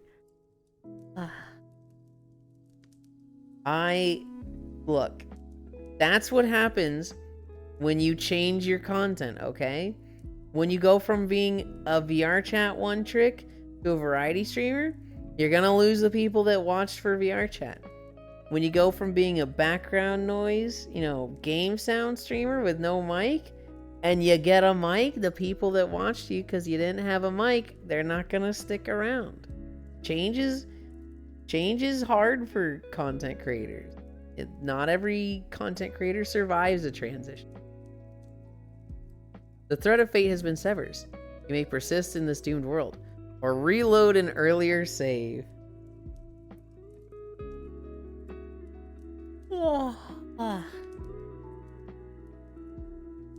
The VR chat to variety pipeline is real and rough. I've seen so many friends go through it, and like, some of them have a good mentality with it. Some of them have been big enough that they can survive it, and some of them have stopped. And it's like, I get it.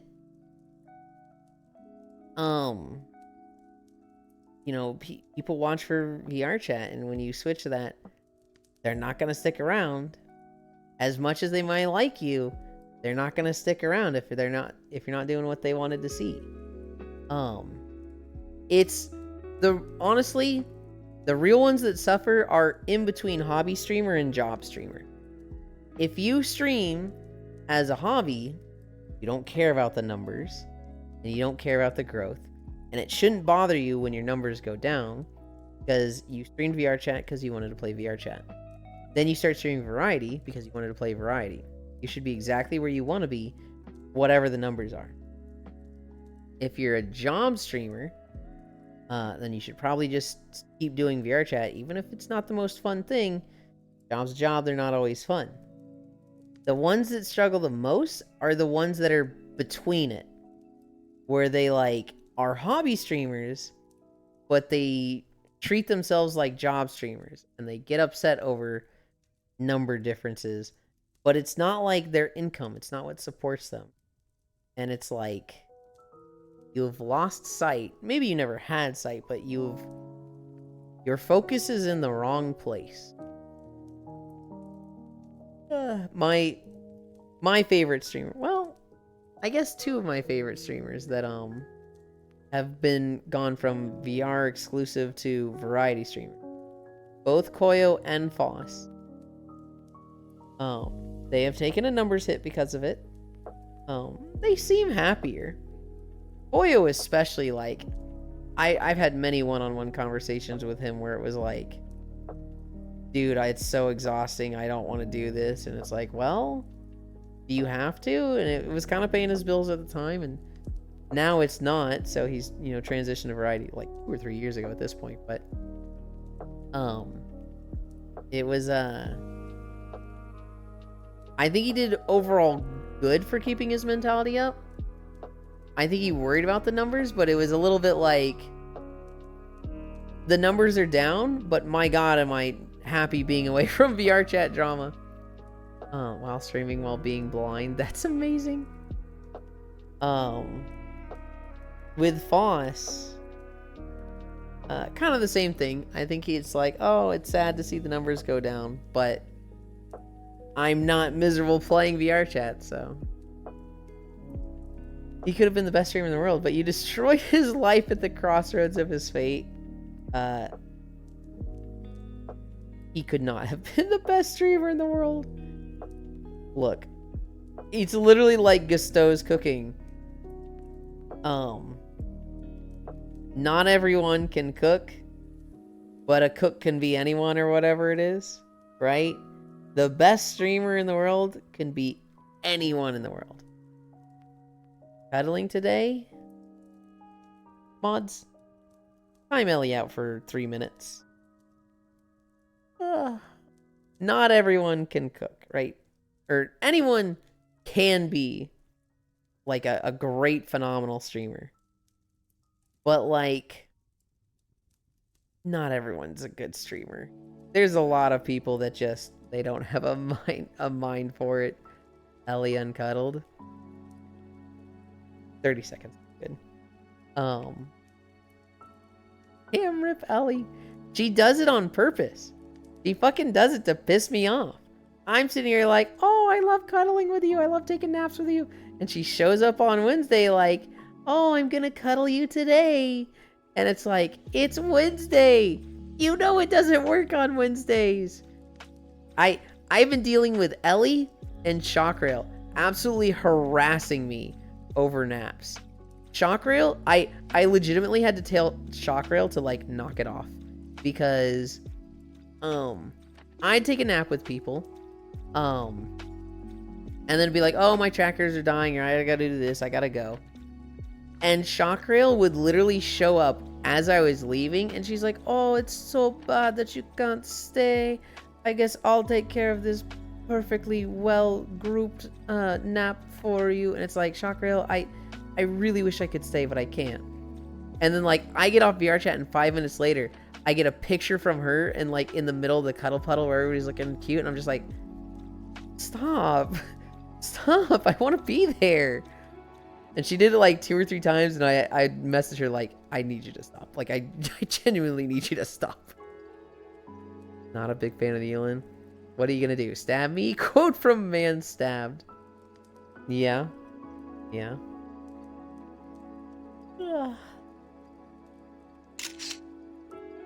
Oh, did I ruin the picture? I didn't realize we were doing that because I couldn't see the camera. I got all my windows in front of me. And so like I can literally only see you looking at my OBS.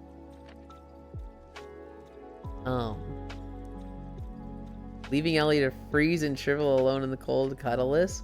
She could show up any other day.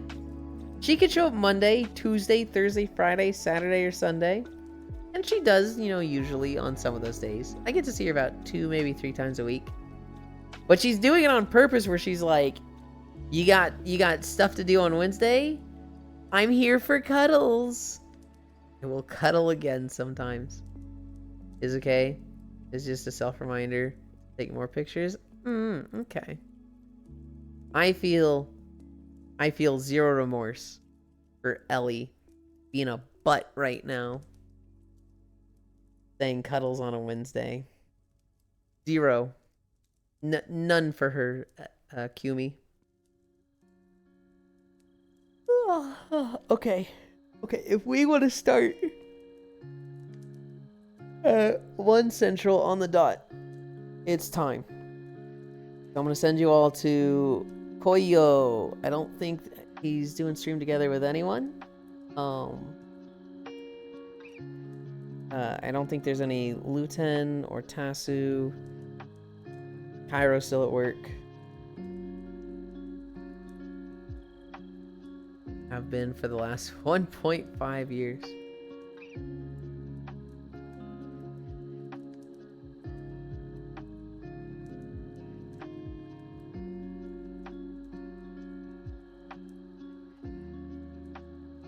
Puts you on a clock.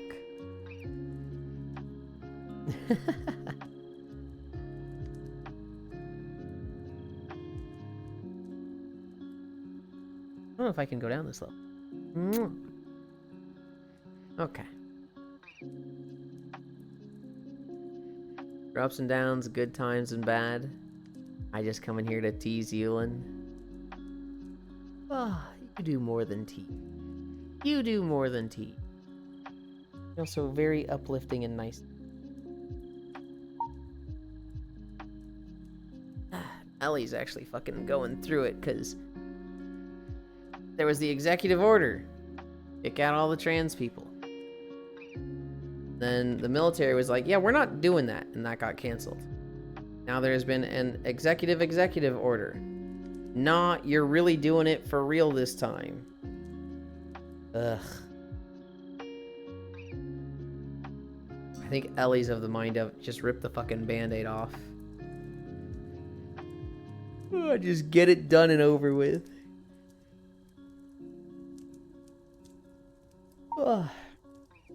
Look at me.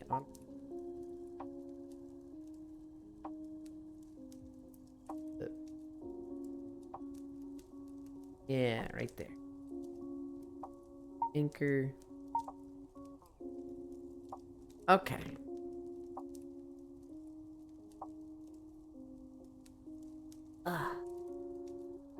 Socials. Thank you. Just trying to blue Twitch. This point for real. Oh my goodness. We are gonna go raid Koyo. He is hosting Repo today. I'll be joining him just a little bit. It'll be like 20 minutes, hopefully. Kyle will also be there. Trogdor and Juice should also be there. You'll see you'll enjoy Repo. I will. Bye, sweet friend. Later tomorrow we have Tales of Vesperia. After Repo tonight, I'm gonna try to do Blue. Okay, so if you want to be lewd and degenerate, look for stuff later tonight. Hey Pixel, bye. Bye moderator Den Sakura, bye. That being said, I love you. Bye.